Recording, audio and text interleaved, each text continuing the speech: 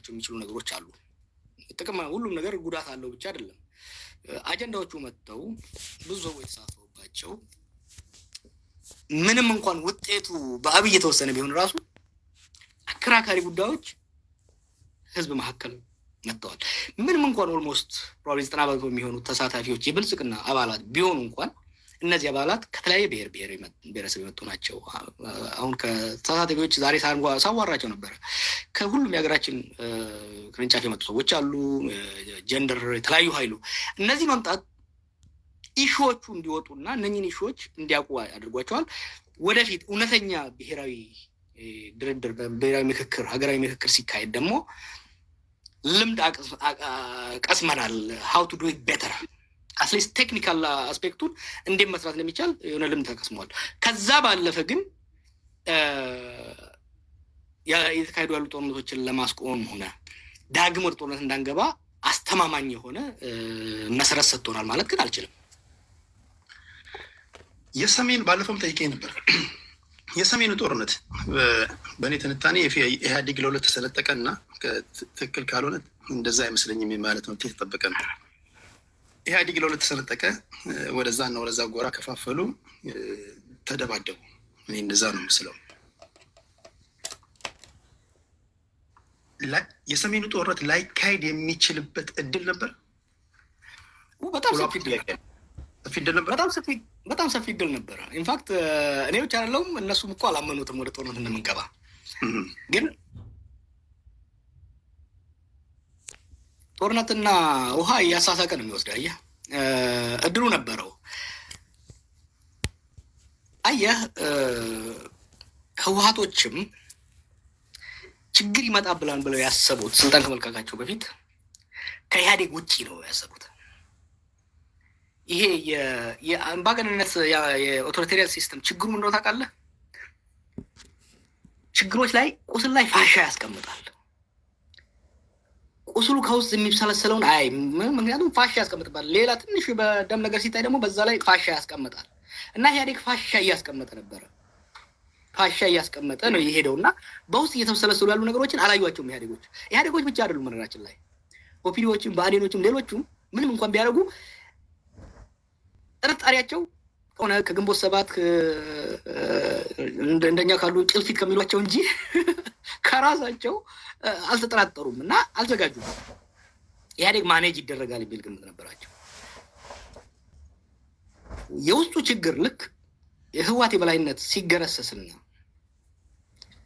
የድስቱ ክዳን ሲከፈት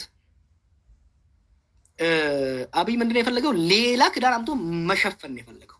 መሆን የነበረበት ክዳኑ ተከፍቶ ቀስ ብለህ ከፍተው፣ እኛ የፈለግነው አየህ በአንዴ መክፈት ወይም ደግሞ ድስቱን መደርመስ ሳይሆን ቀስ ብሎ እንዲከፈት ነው የፈለግነው።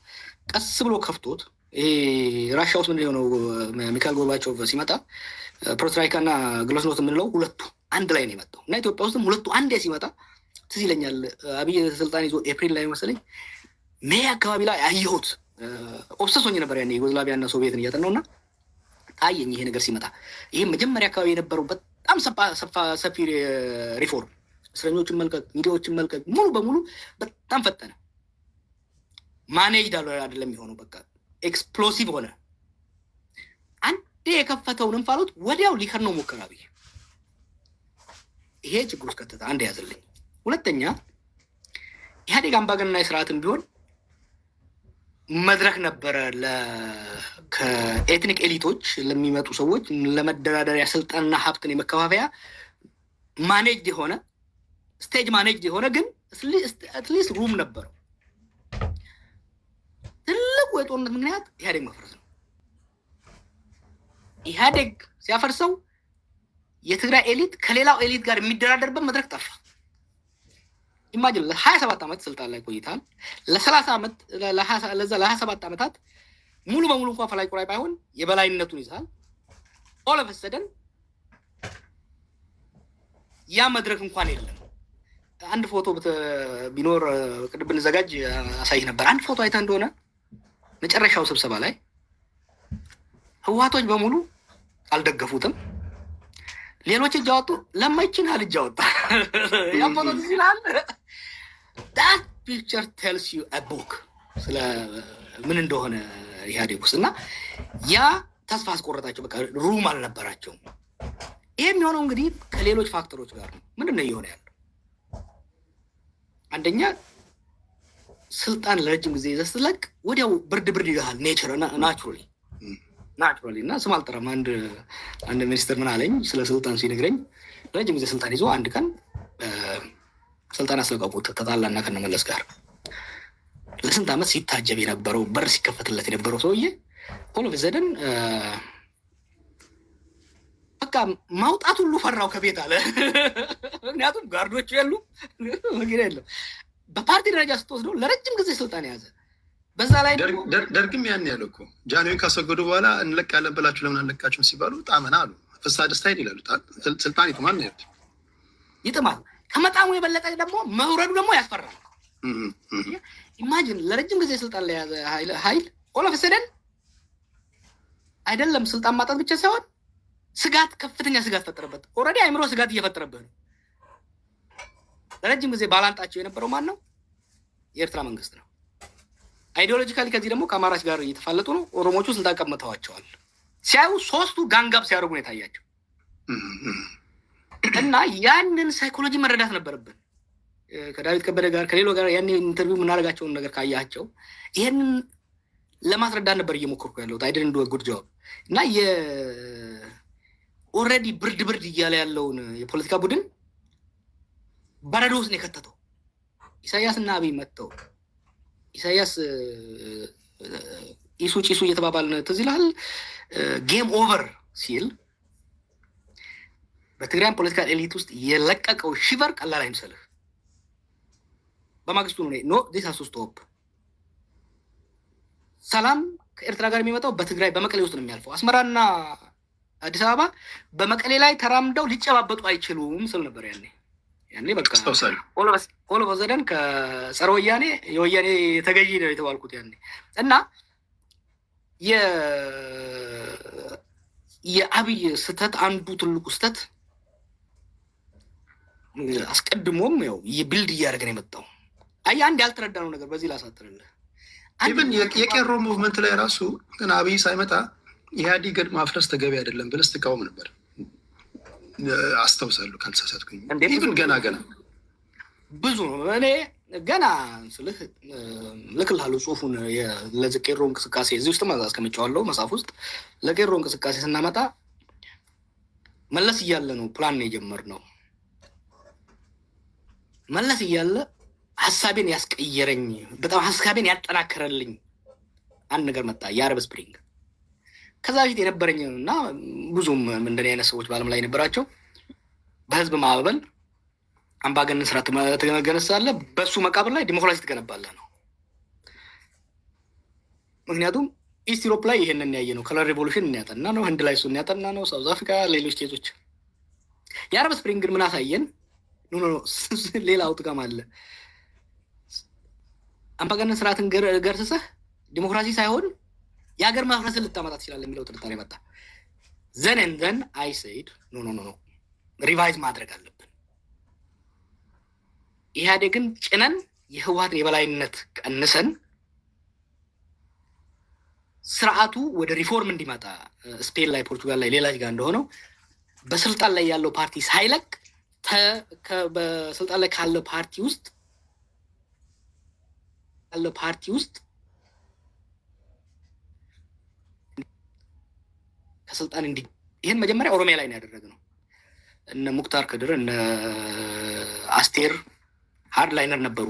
እነሱ ሲገፉ ለማ መጣ። ከለማ ጋር ወርቅ ነገር ተያይዘው መጡ። ሌሎቹም አብረው መጡ። ሪፎርምስ መጡ። ህወሓት ውስጥም መጥቷል እኮ በተለይ ደብረጽዮን ከመጣ ያው ሊደርሽፕ ስታይሉ ህወሓትን ኮንትሮል ማድረግ አልቻለም ደብረጽዮን። አንዱ ችግራችን እዛ ላይ የተፈጠረው እና ያኔም ራሱ ኢህአዴግ እንዳይፈርስ የነበረው ለኢህአዴግ ፍቅር ሳይሆን መልቲ ኤትኒክ የሆነ ሀገር ውስጥ በጣም ካልተጠነቀቅ የኤትኒክ ኤሊቱ ሊደራደርበትና የሀገሪቷን ዳቦና ስልጣን ይህን ስል ብዙ ሰዎች ክሩል ይመስላቸዋሉ። ኤንድ ኦፍ ዘ ዴይ ኢትስ አባውት ዳት ያንን ሳይቧቀስ ቡጢም እየሰነዘረ ሳይመታ ሳያንቅህ ግን እንደዚህ ከረባትህን ያዝ አድርጎም ቢሆን የሚደራደበት መድረክ ያስፈልግ ነበር እና የዛ መፍረስ አሳጣን። ከዛ በኋላ ወደ የመጣ ነው የተለያየ ቤት ውስጥ ገባን። የትግራይ ኤሊት መቀሌ ማሸነፍ፣ የሌላው አዲስ አበባ ላይ ተሰባሰበ። ከዛ የኤርትራ የአስመራው መጣና ይህንን በጣም ፈዛይ ማድረግ አለብን። ምክንያቱም አሁንም ስህተቶች እያየ ስለሆነ ኢፋር ትግራያን አየህ አንተ ትግራያን ከሆንክ በተለይ የህዋት ሰው ህዋት ብቻ ሳይሆን ትግራያን ራሱ ከሆንክ 2018 እስከ 2020 ያለው በጣም አስፈሪ ጊዜ ነበር። የስልጣን ከለላ አጥተሃል። ከመከላከያ ውስጥ እየተመጠርክ ነው የነበረህ ነገር እንትን እያለ ነው የመጣው። በዛ ላይ የኤርትራ መምጣት የአማራ ናሽናሊዝም መምጣት ፍርሃት ውስጥ ከተታቸው። ከዛ በኋላ የጦርነት ድግስ ውስጥ የገባ ነው እና ጦርነቱን ማስቀረት የሚቻል ጦርነት ነበረ። ምክንያቱም በዚህ ልስጥህ እነዚህ ኢህአዴጎች ከኛ የተሻለ ፓወርን ያውቃሉ።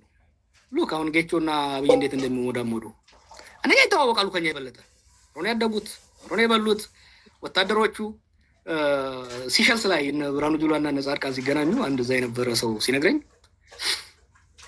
የጠበቁት ኦክወርድ የሆነ የተለያየ ቤት ውስጥ አድርገናቸው ምናምን የሚኮራረፉ ነገር ነው። ግን they grow up together they have so many memories እና ጦርነቱን ለማስቀረት የሚያስችል ብዙ ነገር ነበረ። ከኔና ከአብይ የተሻለ ጌታቸውና አብይ ደብረጽዮንና አብይ ናቸው የሚተዋወቁት። ጸባቸውን የተዋወቁ ነበር። ግን ምን ሆነ ወደ ግጭት እንገባለን የሚል ግምት አልነበራቸውም። አንዱን አስፈርቼ የምፈልገውን አሟላለሁ የሚለው ያ ተካረው ሄዶ መጨረሻ ላይ ጦርነት አመጣ። እሺ እዚህ ጋር ነው ዋናው ነገር። አብይ አህመድ ኃይለማርያም ደሳለኝ ይሆናል ብለው ጠብቀዋል በብዙዎቹ የቲፒኤልኤፍ ሰዎች። ይህን በተለያዩ መድረኮች ሲያንጸባርቁት ታያለህ። ቅድም ከአንተ ጋር ሳወራ ምናልባትም አሁን የሚሆነውን አብይ እንደሚሆን ቢያውቁ ኖሮ እስከ መጨረሻዋ ድረስ ፋይት ያደረጉት ነበር ብለኛል።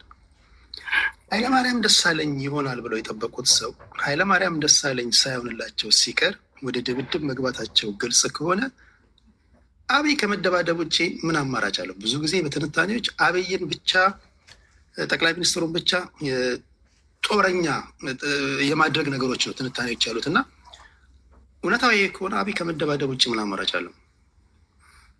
ጥያቄውን እንግዲህ መቼ የሚለው ነው። ከ2020 መግባት በኋላ ብዙም አማራጭ አልነበረም። ነገሮች በራሳቸውን እየሄዱ ሄዱት። ከዛ በፊት ግን ብዙ አማራጮች ነበሩት። ለምን አብይ ኃላፊነት መውሰድ ያለበት? የሀገሪቷ የፖለቲካ ማዕከል ጠቅላይ ሚኒስትር ነው ኢትዮጵያ ውስጥ ቺፍ ኤግዜኪቲቭ ኦፊሰር። አንተ ካምፓኒ ግን ለምሳሌ አንተ የጉግል ሲኢኦ ብትሆን የተለያየ የጉግል ዩሮፕ የጉግል ላቲን አሜሪካ ሊያጠፋ ይችላል። ዋናው ሬስፖንሲቢሊቲ ግን በአንተ ነው። አንድ እሱ በጣም ወሳኝ ነው።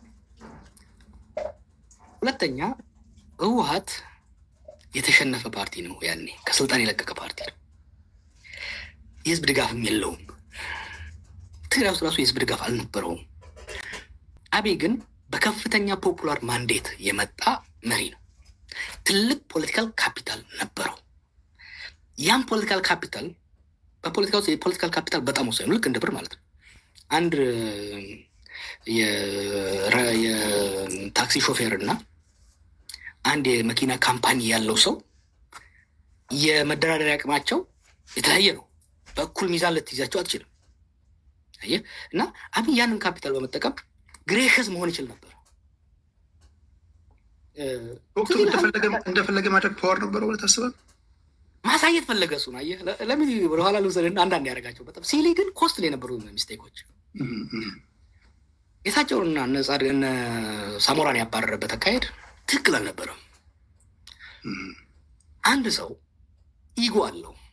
ለ17 ዓመት መስለኝ የመራው ጌታቸው አሰፋ ደህንነትን በመለስ ጊዜም እንትናኖር ከመለስ በኋላ በቃ ዋናው ሰው ሆነ። አይ በመለስ ጊዜ ነው የተጀመረው። ከክንፈ ቀጥሎ ነው የመጣው። በመለስ ጊዜ ወደ 78 ዓመት ከዛ በኋላ ምን ቀጥሎ ነው ሄደው እና ኮርስ እኛ ጌታቸው አሰፋ ላይ የዘመትነው ዋናው ሰው እሱ ስለነበረ ነው። ግን በሁለት መስመር አባሮ ደግሞ ያንን ለሶሻል ሚዲያ ሰዎች ሰጥቶ ለማዋረድ መሄዱ ምን አደረገ? አንደኛ ኢጓቸውን በጣም ጎዳው። ቅድም እንዳልኩ ከስልጣን መውረድ ራሱ ብርድ ይለዋል። ያንን ብርድ ደግሞ በፌስቡክ እና በሌላ ስታዋርደው ፍራቻ ውስጥ ገባ። አንተ በምትኖርበት ሀገር እና እኔ በምኖርበት ሀገር ራሱ እንደዚህ አይነት ዋና ቁልፍ ላይ የነበሩ ሰዎች ምንም ባትወዳቸው ስታሰናበታቸው በክብርና በጥንቃቄ ነው። በክብርና በጥንቃቄ እንደዚህ አይነት ነገሮች ያኔ ሁለት ነገር በታየ። አንደኛ እነሱ አንደስትሜት ያደረጉት ናቁት። ጆሮን ይዘው ያሳደጉት ማንጁስ ነው። ግን ይሄ ማንጁስ በትልቅ ጄቶች እንደመጣ አሁን ብዙ ጊዜ ጀዋር ሁለት መንግስት አለ ይላሉ። ነው እኔ እኮ ስለ የነበረው ሁለት ኢንጂን ያለው መንግስት ነው ያኔ ስለ የነበረው። ስቴቱ አለ አብይ ከኢህአዴግ የወሰደው፣ የፖፑላር ሰፖርቱ ደግሞ አለ። ሁለት ኢንጂን ያለው ቱርቦ ጄት ነው እየነዳ ያለው አብይ እና ያንን ፓይለቱን ብቻ አይደለም ማየት ያለበት፣ ያን ማሲቭ ቱርቦ ስቴት አለ። ኢትዮጵያን ስቴት ይዟል። ኢህአዴግ ወደ መጨረሻ ላይ የሌለውን ህዝብ ደግሞ ይዟል። ሁለት ነው በሁለት ኢንጂን እየሄደ ያለ ሰው ነው አብይ ያኔ ጊዜ። እሱን አንደስትሜት አደረጉት ስለሚያውቁት፣ ድክመቱንም ምንም ስለሚያውቁት፣ ጁኒየር ስለሆነ እናውቁት። እሱ ደግሞ he wanted to assert ሊያሳያቸው ፈለገ።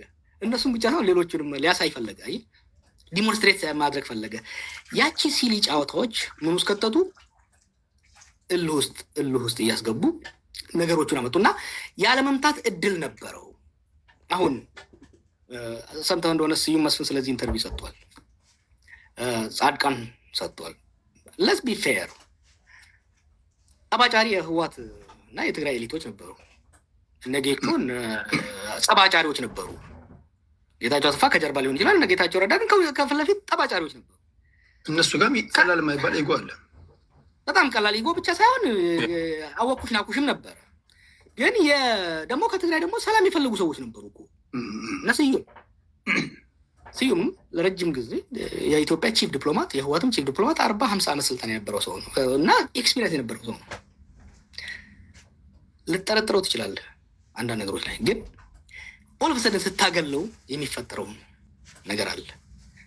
ሪሜምበር የመለስ ሞት የፈጠረው ቮይድ ነበር። ሳይኮሎጂካሊ በትግራይ ኤሊት ላይ የፈጠረው ነገር ነበር። ያንም ቮይድ አልሞሉም። አሁን መለስም ብቻ ሳይሆን ስልጣን ሲያጡ ደግሞ የመጣው ነገር አለ። አየህ እና ሞክረዋል እኮ ጻድቃን ነው ጻድቃን ሄዶ ሞክሯል። ስዩም ሞክሯል።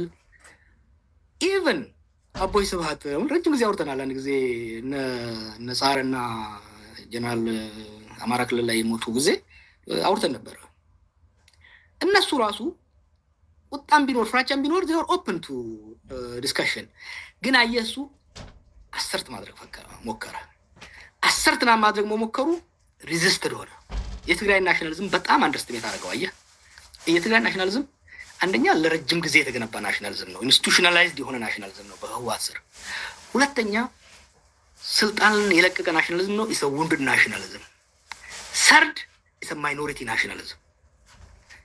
ሶስቱን አንድ ላይ ስታመጣው በጣም ፓወርፉል የሆነ ሪዘንትመንት ነው የሚፈጥረው እና ያንን የሄደበት ሁኔታ ግጭት ውስጥ ለዚህ ነው ህወሓቶች ጥፋት የለባቸውም ነው። ቅድም ብያለሁ።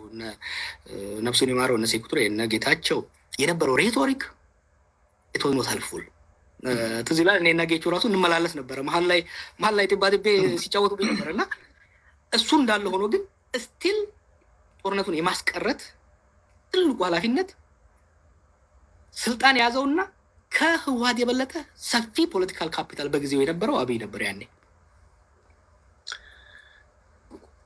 ክብራትና ክብራን የቲክቶክ ላይ ቤተሰቦች እንዴት ናችሁ? ወደ ዋናው ጉዳይ ደግሞ እየመጣ ነው። የወቅቱ መነጋገሪያ ጉዳይ ጽምዶ ይሉታል፣ ጥምረት ይሉታል፣ ኮሊዥን ይሉታል። እናንተ በፈለጋችሁት ጥሩት። ለመንደርደሪያ እንዲሆነን አሁን ባለው ነባራዊ ሁኔታ 3ም 4ም ሆኖ ጥምረት ይፈጥሩ አሁን ያለውን አብይ በጦርነት ማሸነፍ ይችላሉ ብለህ ታምናለህ? ከዛ ወደ ጥምዶ እንመጣለን። ይሰማችኋል? ኦኬ። እሱ እንትን ላይ ነው የሚመሰረተው። ብዙ ፋክተሮች ማየት መቻል አለብህ። ይህን ጽምዶን እንግዲህ ጽምዶ የ4 ኃይሎች ነው የሚሆነው ከሆነ የኤርትራ የትግራይ የአማራና የኦላ የፋኖ የኦላ ነው የሚሆነው። ዋናው ቆጣሪው ግብጽ። እሱን ልምጣልህ። ፊት ለፊት ተሰላፊዎች ሜዳ ውስጥ የሚጫወቱት ኳስ አቀባይንና ቲፎዞን አይደለም። እኛን ሳንቆጥር ሌሎችን ሳንቆጥር ሜዳ ውስጥ የሚጫወቱት ለሻምፒዮንስ ሊግ የሚጫወቱት ኤርትራ፣ ትግራይ፣ ሻቢያ፣ ህወሓት፣ ፋኖና ኦላ ነው የሚሆኑት በዛ ወገን። በዚህ ወገን አብይና አብሯቸው ያሉ ቲፒኤፍ ሌሎች ይኖራሉ። ኮምፕሊኬትድ የሚያደርገው ካልኩሌሽኑን አንተ ያነሳኸው ቸኩላ ያነሳኸው ቲፎዞዎቹና ኳስ አቀባዮቹ። አሁን ይሄ ጦርነት ሰው እንደሚያየው የሰሜን ጦርነት ይባላል። የሰሜን ጦርነት አይደለም፣ የሰሜንና ምዕራብ ጦርነት ነው። ሰሜን ምዕራብ ፕሮባብሊ ምስራቅ በአፋር በኩል አፋርም ሰሜን ነው ብለው፣ ግን የሰሜንና የምዕራብ ነው። ምክንያቱም ሱዳን አሁን የጦርነታችን አካል ነው የሆነችው። ኢትዮጵያ ርኤስኤፍን ትደግፋለች። ሳፍ የቡርሃን ደግሞ ህዋትን እና ያንን ጥምረት ይደግፋል። በቀጥታ አሁን እነኝ ያሉ ይሄ አንድ ዋር ቲያትር ነው ሱዳንና ኢትዮጵያ። ከነሱ ጀርባ ደግሞ በዛ ግብፅ አለች። ከዚህ ግብፅ ጀርባ ቱርክና ሳውዲ፣ በዚህ ደግሞ ኤሚሬት እና እስራኤል አሉ። አሜሪካና ራሻ አጫዋች ናቸው እና የዚህ አስተላለፍ ወሳኝ ነው። እዚህ ላይ ሰዎች እንዳደርጉ ሁለት በጣም ወሳኝ ፓወርፉል ኃይሎች ስለ ግብፅ ያወራል። ግብፅ ምላስ ነው። ግብፅ አይደለም ወሳኙ ተጫዋች እዚህ ወሳኙ ኳስ አቀባይ ሳውዲና ኤሚሬት ናቸው። ሳውዲና ኤሚሬት እንዴት መሰለህ ማየት ያለብን፣ ዝሆንና ነብር። ሳውዲ ዝሆን ማሲቭ ኢኮኖሚ ነው ያለው፣ ማሲቭ ኃይል አለው፣ ግን ስሎው ነው። ኤሚሬት ኢኮኖሚዋ ያነሰ ነው፣ ሾርት ነው ካልኩሌት የምታደርገው፣ ግን ኤክስትሪምሊ ፈጣን ነች። ድጋፍ ስታመጣ የሳውዲ ኢንስቲቱሽናል ነው፣ ቀስ ብሎ ነው የሚሰጥህ፣ ትልቅ ነው የሚሰጥህ፣ ግን ጊዜ ወስዶብህ ነው። ኤሚሬት ግን ኦቨርናይት ነው የሚሰጥህ። የትግራይ ጦርነት ላይ ዲሳይሲቭ የሆኑት ለምንድን ነው? የተፈለገውን ጦር መሳሪያ ተተኳሽ እና የሰው ኃይል 24 ሰዓት ውስጥ ነው የሚያመጣልህ። የሳውዲ ግን ወራት ሊፈጅብህ ይችላል። ሶ ዩ ሃቭ ቱ ቴክ ኢንቱ ዚስ ኢንቱ ካልኩሌሽን ወደ ጦርነት የምትገባ ከሆነ እና ጀነራል ባጫ ባለው ሲናገር ወደ ራሱ ቡድን አደላ እንጂ አንድ ኢንትረስቲንግ አስፔክት አምጥቷል። ወደ ፎል ጦርነት የምንገባ ከሆነ ሆርን ኦፍ አፍሪካ አሁን በምናየው ላይቀጥል ይችላል። ተናጋሪውን ባትወድም የሚናገረውን ነገር ባጫ በነገራችን ላይ የዛ ናይሮቢ ላይ ሊያሸከሽከኝ ነበረ። ስለዚህ ለረጅም ጊዜ እንተዋወቃለን፣ ግን በኋላ ላይ ኢንትረስት ገብተናል እና በት he said something interesting። ያው እኛ እናሸንፋለን በሚለው ነው የመጣው። አውድም ዳሹር ግን ይሄ ጦርነት ከገባ ከባጫ በፊት የኔ ነው ያለው ማን ነው ታውቃለህ? ስዩም መስፍን ነው። ስዩም መስፍን ገና አይ ቲንክ 2019 አካባቢ ላይ ወደ ጦርነት የምንገባ ከሆነ ይሄ ናሽናል ጦርነት ሳይሆን ሪጂናል ነው ብሎ ነበር። ያኔ ፕሮፌቲክ ነበር። ከስርዬ በፊት ስዩም ብሎታል። ስዩም ደግመው እና አሁንም እነዚህ ጦርነቱ የቆዩ ሰዎች እኮ ጦርነትን ይረዳሉ። አንዱ የአብይ ችግር እኮ ጦርነትን እግሩ አይከላከሉትም እንጂ ተዋግቶም አዋግቶ አላየም። እንደነኚህ እንደ ጦርነት ጠገብ ጀነራሎች እና የፖለቲካ ሰዎች እና ወደ ጦርነት የምንገባ ከሆነ ለምን ነው ውስብስብ ማድረግብህ? ይህ ቀላል ይሄ እከሌ ያሸንፋል እከሌ የሚያሸንፈው ነገር ካልኩሌሽን እንዳንገባ። ጦርነቱ የምንገባ ከሆነ 3 ውጤት መጠበቅ አለብን። ወይ አብይ እንዳስበው በአጭር ጊዜ ዋና ደርምሶ በተለይ አመራር መግደል ከቻለ እሱ ያለውን ፓወር አንደርስቲሜት ማድረግ የለብህም። የኤሚሬትስ ቦሳሶም ያለው ሌላም ቦታ ያለው ለሱዳን ለኢትዮጵያም ባህር ዳርና ቢሾፍቱ ላይ በጣም ከፍተኛ የሆነ ተተኳሽና የኤር ፓወር ላይ ኮምፓረብል አይደሉም ሁለቱ ሳይዶች። የድሮን ዋርፌር ደግሞ ቀላል አይደለም። አንድ እሱ።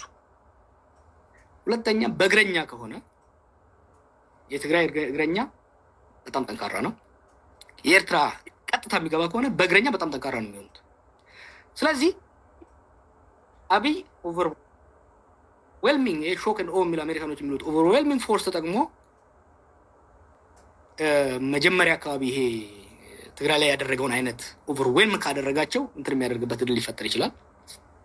ሁለተኛው ያንን ተቋቁመው በእግረኛ ከመጡ የአብይ እግረኛ ከነኛ ጋር የመወዳደር አቅሙ የሰው ኃይል አለው፣ ግን ሞራሉ የዛን ያህል አይደለም።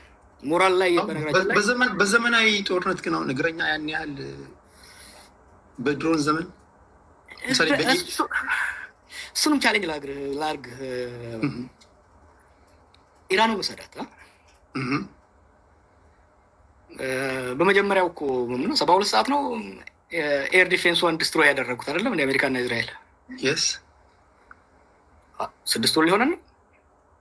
ምክንያቱም እግረኛ መግባት አልቻለም ኢራን ላይ። ቫስት የሆነ ጂኦግራፊው በጣም ከባድ የሆነ ከፍተኛ ጦር አላት እግረኛ፣ ግን ከፍተኛ ሊሞት የተዘጋጀ ጦር አላት። በእግር መግባት አልፈለጉም፣ እስካሁንም አልቻሉም እነኞች። እና አንድ ነው ለማለት ነው። እግረኛ ስቲል አስፈላጊ ነው። እግረኛ ኃይል ስቲል አስፈላጊ ነው። ለዚህ ነው ውጤቱን መገመት የሚከብደው። ለዛ ነው አቮይድ ማድረጉ የተሻለ ነው። የምንገባበት ከሆነ የምንገባበት ልናቁም። ሶስተኛው እንግዲህ አንዱ አብይ በአንዴ ማሸነፍ፣ ሁለተኛ እነኛ በመለሶ ማጥቃት መጥተው አዲስ አበባ መቆጣጠር፣ ሶስተኛው ፕሮሎንግድ ፕሮታክትድ ጦርነት ውስጥ ሶስተኛው ነው ትልቅ ላይ ሊሆን የሚችለው ፕሮትራክትድ ጦርነት ውስጥ ልንገባ የምንችልበት እድል ሰፊ ነው እና አቮይድ ማድረጉ ነው። ባለፈው ባደረኩት ኢንተርቪው እስካሁን ለምንድነው ጦርነት አልገቡት የሚለው ላይ እኮ ተናግሬያለሁ። እነዚህ ካልኩሌሽኖች ካልኩሌት ያደርጋሉ። በተለይ ደግሞ ተሞካክረዋል። አየህ 2 ዓመት ስለተሞካከሩ አሁን ይተዋወቃሉ።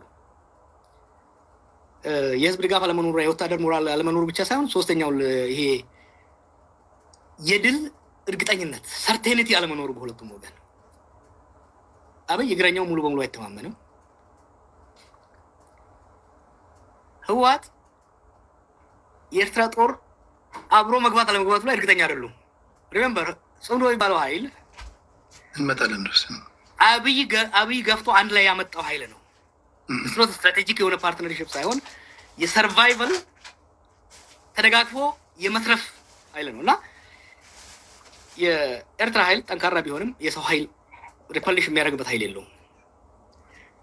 በትግራይ ጦርነት ውስጥ ኬርፉሊ ካጠናው ጊዜ ወስጄን ያጠናሁት የተሳተፉበትን ጀነራሎች አነጋግሬ ኤርትራ ከመካናይዝድ ያለፈ እግረኛ በጣም ጠንቃቃ ነበረች። ምክንያቱም ያላት የሰው ኃይል አብዛኛው ወጣት ተሰዷል፣ ያለውም ትንሽ ነው። ሶ they have to be preserved። ጦርነትን ደግሞ ለ67 ዓመት ይቆዩበት ስለሆነ they know what to preserve። እና አንሰርቴኒቲው ነው እስካሁን ራሱ ጦርነት እንዳይፈነዳ ያቆየን። የድል እርግጠኝነት የለም። ያ አላያንሱም የመቆየቱ እርግጠኝነት የለም። አብይም ኦቨርዌልም አድርጎ ለማሸነፍ ፕላን አለው፣ ዝግጅት አለው፣ ጥያቄ የለውም። እርግጠኛ ግን መሆን አልቻለም። ከሱ ባሻገር ወደ ጽምዶ ደግሞ እንውረድ። አንዳቸው ከአንዳቸው ጋር የእያንዳንዱን የመታገያ አጀንዳ ብታይ የሰማይና የምድር ልዩነት አለው። አንድ የሚያደርጋቸው ጠቅላይ ሚኒስትሩ ነው። ሌላውን ብዙ ጊዜ ጠይቃቸው እንኳን 4 ኪሎ ከገባም በኋላ እንነጋገራለን። ይሄ አሁን እዚህ አይነሳም፣ በሂደር ይባላል። በፖለቲካ ውስጥ እንደዚህ ያለን ነገር እያወራ የተነስተ ወደ ዜድ ህዝብ እንዴት እንደምትወስድ እንዴት እንደተስማማ አላንስም ከሆነ ስትራቴጂክ አላንስም ከሆነ እንዴት እንደሆነ ታክቲካል የሚሆን እያስረዳ ተማምነ ነው ማለፍ ያለብን። የተደበሰበሰ ነገር ነው። የአንዳቸው ከአንዳቸው ጋር ኮንትራዲክት የሚያደርግ ከሆነ ጥምረታቸው ራሱ በህዝቡ ዘንድ ተቀባይነት ሊያስገኝላቸው ይችላል። ታስብ ቅድም እንዳልኩ ጽምዶ በተለይ ለህወሓትና ለኤርትራ ስጋት የፈጠረው አላያንስ ነው። የአብይ ካልኩሌሽን አብይ ነው ጽምዶን የፈጠረው አብይ ነው ብለው ለብዙ ጊዜ ብልጽግናዎች ደስ አይላቸው። አብይ ታክቲካሊ ጎበዝ ነው ብያለሁ ቅድም። ችግር ግን ታክቲካሊ ይሄ መሰናክል ዘለህ ከዛ የበለጠ መሰናክል የሚመጣብህ እድል አለ እና የመጀመሪያ ጦርነት ላይ የአማራና የኤርትራን ኃይል ከጎኑ አሰልፎ ትግራይን ወቀጠ፣ ኦሮሚያን ወቀጠ። ከፕሪቶሪያ በኋላ ጅጌ የወጡለትን ደቦ የወጡለትን ትቶ ብቻውን ከህወሓት ጋር ተሞዳሞደ። ያ ኢሚዲየትሊ ፒስ የዋር ዲቪደንድ ቡቲ ያለ የዋር ዲቪደንድ መካፈል ብቻ ሳይሆን የፒስ ዲቪደንድ ደግሞ ማግኘት መቻል አለበት። በጦርነት የተሳተፈ ኃይል የፒስ ዲቪደንድ አላገኘም። ያ ብቻ ሳይሆን አንድ አብይን የጎዳ ልንገር፣ እኔ እናንተን ሲያገኝ የተለያየ ነገር ይነግረናል። እኔ እናንተ የምንናገር አይመስለውም። ዳት ማይ ቢ ዘ ኬዝ አርብ ማታ በርጫ ላይ ሊሆን ይችላል። ግን ከበርጫ በኋላ ጨብሲ ላይ ሰው ይነጋገራል ነው። እኛ ኤርትራ፣ ትግሬ፣ አማራ የምትለው ነገር ዌር ካይነ ሴም ሳርክል ነው እና ሰው ያወራል እና ለትግራዮች ሌላ ኬላ ላይ ምናምን ያደረገው ነገር ወዲያው ነው አስመራ የደረሰችው እና በተለይ የሁለቱ ኃይሎች ጽምዶ ከዛ ላይ የመጣው ስጋት ነው። ብቻችንን አንተርፍም፣ መተባበር አለብን፣ ለመትረፍ ያሉን ልዩነቶች መዋጥ አለብን ነው። ከዛ በኋላ አንተ የምትለው አንከፈርዘል ጥያቄዎች ይመጣሉ። ከዛ በኋላ እሱ ተርፈን ለመትረፍ ደግሞ መከላከል ብቻ ሳይሆን እሱን ማስወገድ አለብን የሚሉ ከሆነ የዋንጫ አይደለም ማለት የጥሎ ማለፍ ጨዋታ ነው እየሆነ ያለው። ለዋንጫ ደግሞ ሌላ ይመጣል ማለት ነው እና ያ እኔ ራሱ ኤክስፕሌን ለማድረግ ሞክሬያለሁ ብዙ ጊዜ፣ ግን ፐብሊኩ እየገዛው አይደለም። እሱን መረዳት አስፈላጊ ነው። የት ከዛ በኋላ እንደገና ቅድም እንዳልኩ ይሄ ነገር የዛሬ 6 ዓመት 7 ዓመት ቢሆን ኖሮ ብዙ ፖፑላር ሰፖርት ያገኝ ነበረ። አሁን መቀሌ ላይ የሚያጨበጭብለት የለም፣ አዲስ አበባ ላይ የሚያጨበጭብለት የለም፣ ኢንፋክት ኤርትራ ላይ የሚያጨበጭብለት የለም። እነሱ ከኛ ትንሽ ይሻላሉ። ለአትሊስት 20 ምናምን ዓመት ጦርነት ስላልገቡ እንትን ሊኖር ይችላል። ግን ህዝቡ በስጋት እያነሳ ነው ያለው። ከወዲሁ ደግሞ የምናያቸው አሁን ሰሞኑን ከፋኖች ጋር ንትርክ ውስጥ የከተተኝ ነገር ሪል የሆኑ ኢሹዎች 4 ኪሎ ሳይደርሱ ወደ ግጭት የሚገቡበት እድልም ሊፈጠር ይችላል። ከዛ በኋላማ እንትን ለዚህ ነው ሁሉም ነገር ዛሬ ስምምነት ይደረስ ሳይሆን አትሊስት ዋና ዋና ልዩነቶች መቼና እንዴት ይፈታሉ የሚሉ መካኒዝሞች ላይ ለምሳሌ የዌስተርን ትግራይ ወልቃይት ጉዳይ መቼ ፖስት አብይ ከሆነ በምን አይነት መካኒዝም፣ እስከዛ ደግሞ ጋራንቲው ምንድነው የሚሆነው የሚሉ ነገሮች ላይ ጠለቅ ያለ ስምምነት ደርሶ እነኛ ስምምነት ወይ ደግሞ ለህዝብ ማቅረብ አስፈላጊ ነው። እስካሁን እዛ ላይ መድረስ አልቻልንም። ገፍተናል ውይይቶች አሉ፣ ግን እዛ ላይ መድረስ አልተቻለም። እሱ ካልተቻለ ምን ያፈዝራል? አንደኛ ሰው ህዝቡ እኔ ለተቃዋሚ ባልደረቦች በተለይ ጠመንጃ ላይ ያዙት መመክረው ኢትዮጵያ ውስጥ ሰው ጦርነት ሰልችቶታል። ጦርነት የሚካሄድ ከሆነ የመጨረሻው ከዛ በኋላ ምንም ጦርነት ለማይኖር ጋራንቲ ካልሰጠው በስተቀር እየተከተልክ ነው። ሰሞኑን አብይ አፈሳ እያደረገ ሴቶች እናቶች እየወጡ በድንጋይ ሚሊሻ እያባሩ እያሉ እስ ፋሲኔቲንግ ቴዲ ነው። መቀሌና የሆነ ከተማ ላይ ቲንክ አርሲ ውስጥ ይሁን ሀረርጌ ውስጥ ተመሳሳይ ኢንሲደንት ትዝ ይልሃል። መቀሌ ላይ የዛሬ ወር አካባቢ ነው 2 ወር አካባቢ ሚሊሻዎች ሰው ወጣት ሊወስዱ ሲሉ ቤተሰብ ብሎ ሰፈር ሁሉ ወጥቶ ሲያባራቸው ኦልሞስት ተመሳሳይ ነገር ኦሮሚያ ሻሸመኔ ነው። ኤግዛክትሊ አይተዋል ያ ቪዲዮ። ኢትስ ፋሲኔቲንግ እንደ ኢንካሬጂንግ ሰላም ለሚወደው ህዝብ። ምክንያቱም ሰው ሀገሩን አለመውደድ አይደለም፣ አብይንም አለመደገፍ አይደለም፣ መናችን ላይ ህወሓትን አለመደገፍ አይደለም። ኢስ ዋር ፋቲግ ጦርነት ሰው ሰልችቶታል። እና ሰው ለጦርነት እድል እንዲሰጥ እንዲደግፍ ከፈለግ አንደኛ ጦርነት የግድ አስፈላጊ መሆኑን ማሳየት አለበት። ሁለተኛ ይሄ የመጨረሻው ጦርነት ነው ብለህ ልታሳምነው ትችላለህ። እዛ ላይ ተደርሷል። ኖ ሹር ወለጋ ሆሮ ጉድሩ እስኪ እዛ እንሂድ። ከሰሞኑ እኔንም በተወሰነ መንገድ ጭቅጭቅ ውስጥ የከተተኝ ከደጋፊዎች ጋር አንተም እንደዚህ የገባበት ስታገባ የአፋብን ሊቀመንበር አስረስ ማረ ዳምጤ የወለጋ ፋኖ እና የቢዛሞ አንድ ላይ አይሻ ፋኖ ብለን አላንስ ፈጥረን የራሳችን ፋኖ ነው ጀዋር መሐመድ የሚናገረው ንግግር ከሱ ማይጠበቅ ከየት እንዳመጣው ማይታወቅ በጣም የሚያሳዝን ውሸት ነው የተናገረው። ጀነራል የሚገደል ነው እኛ ነን፣ ብርም የማድረግ ነው እኛ ነን። የጀዋር ንግግር እንደውም ለገዢው ፓርቲ አንዳንድ ጊዜ እንደውም ንግግሩና ከቅርብ ጊዜ ወዲህ ትንታኔው ከሲቹዌሽን ሩም ሆኖ የሚያን እስኪመስል ድረስ ገዢው እንጂ የራሳችን ፋኖ የስም የማጥላላት ነገር ነው ብሎ ወቀሳ አቅርቦብሃል። ምን ትላለህ ጀዋር? እኔ ያደው ነው ካየሁ በዚህ በወለጋ ፋኖ ላይ ሪፖርት ጽፌያለሁ።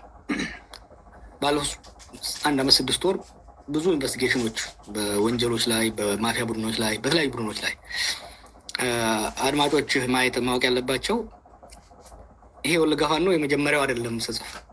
ወለጋ ላይ ሲንቀሳቀስ የነበረ መንግስት ያደራጀው ሸኔ ጽፌበታለሁ። አርሲ ላይ ሲንቀሳቀስ የነበረ መንግስት ያደራጀው ፋኖን ጽፌበታለሁ። ምስራቅ ሸዋ አካባቢ ሳትከታተል አይቀርም ጫት ከሀረርጌ ሲመጣ ሾፌሮች ሲገል የነበረ ከአዳማ ከተማ ማፊያ ጋር የተያያዘ ከኦሮሞ ነጻነት ጦር የተገነጠለ ኃይል እንደነበረ በምርመራ ደርሰንበት አጋልጠን መንገዱ ሰላም ሆኗል። ኢትዮጵያ ውስጥ እንዳልኩ አንድ ተስፋ የሚሰጥ ነገር ምንድን ነው? መንግስት ውስጥም አማጺ ውስጥም ጦርነት የሰለቸው ሌብነት፣ ዘረፋ የሰለቸው ኃይል እየመጣ ነው። እኔ ከእነሱ ጋር እየሰራሁ ነው። የወለጋውን ላምጣልህ፣ ህዝብ የሚያውቀውን ላምጣ። ከ2020 ጀምሮ እንደ አውሮፓውያን አቆጣጠር እስከ 2022-23 ወለጋ ላይ አማራ ተገደለ ነው ሁሌ ስንሰማ የነበረው አይደለም? ጩኸት ሁሌ። ከፕሪቶሪያ ስምምነት በኋላ እዛው ወለጋ ላይ እዛው ሰፈር ኦሮሞ ተገደለ። አማራውን ማን የገደለው? ኦነግ ሸኔ ይባላል። ኦሮሞ ነው አሁን ማን የገደለ ያለው? ፋኖ ይባላል። እስር ቤት እያለሁ እስከታተለ ከስር ከወጣን በኋላ ምርመራ አካሄድን። እኛ ብቻ ነው ዋሽንግተን ፖስት ምርመራ አካሄደና ወለጋ ላይ አማሮችን ሲጨፈጨፍ የነበረው ኃይል ፈቀደ አብዲሳ በሚባል ሰው የሚመራ ቡድን እንደሆነ፣ ይሄ ሰው ደግሞ እኔም ማቀው እኔና በቀለ ከአባገዳዎች ጋር ከኦነግ ጋር እጅ ሲሰጥ ለመንግስት ያስረከብ ነው። ለእኛ ሪፖርት ተደርጎ የመንግስት ደህንነት አካል መሆኑ የተነገረን ለጸረ ሽምቅ ግብረ ኃይል ውስጥ ተሳትፎ የሄደ ነው። መጀመሪያ አካባቢ የመሮን ቡድን ለማስጠላት ኦሮሞችን የገደለው በአብዛኛው። ከዛ አማራን ለትግራይ ጦርነት ማነሳሳት አስፈላጊ ስለሆነ አማራ እንዲገል አደረገ። አማራ ገደለ። ከፕሪቶሪያ ስምምነት በኋላ ማንነቱን በኢንተርናሽናል ሚዲያ ወጣ። ጫካ መቆየቱም አማራ መግደል አስፈላጊ አይደለም ኤኒሞር ጥሎ እጅ ሰጥቶ በአሁኑ ወቅት 100 አለቃ ሆኖ የመከላከያ መረጃ አካል ነው። ከሱ አንድ ኢንትረስት አደረገኝ የሚባል ነገር ጎበና የሚባል ሰው እስቲ እሱ መርምር የሚል ተቋም መጣልኝ። ስመረምረው ይህ ሰውዬ ከፈቀደ ጋር እጅ የሰጠ ከፈቀደ ጋር ተመልሶ እዛ የተላከ እዛ ከተላከ በኋላ አማሮችና እዛ አካባቢ ያሉ ሰዎችን አደራጅቶ አስታጥቆ ይሄ አማራው ሲገደብ ግድያው ሲበስበት አማሮች ታጠቁ የሚል ነገር በከፍተኛ ቅስቀሳ ተደረገበት። ተቃዋሚውም በመንግስትም ሰዎች መንግስት አስታጠቃቸው። እነኛን ሰዎች ያሰለጠነው ያደራጀው አንዱ ይሄ መገርሳ ነው። ሁለተኛው አትንኩት ይባላል። ሶስተኛው ግርማ ይባላል። የመገርሳ ወንድም ነው፣ የደህንነት ሰው ነው። እዛ አካባቢ ያደራጀው አስረስ መጥቶ መገርሳን ታውቃለህ ወይ በለው። አላውቅም ይበል።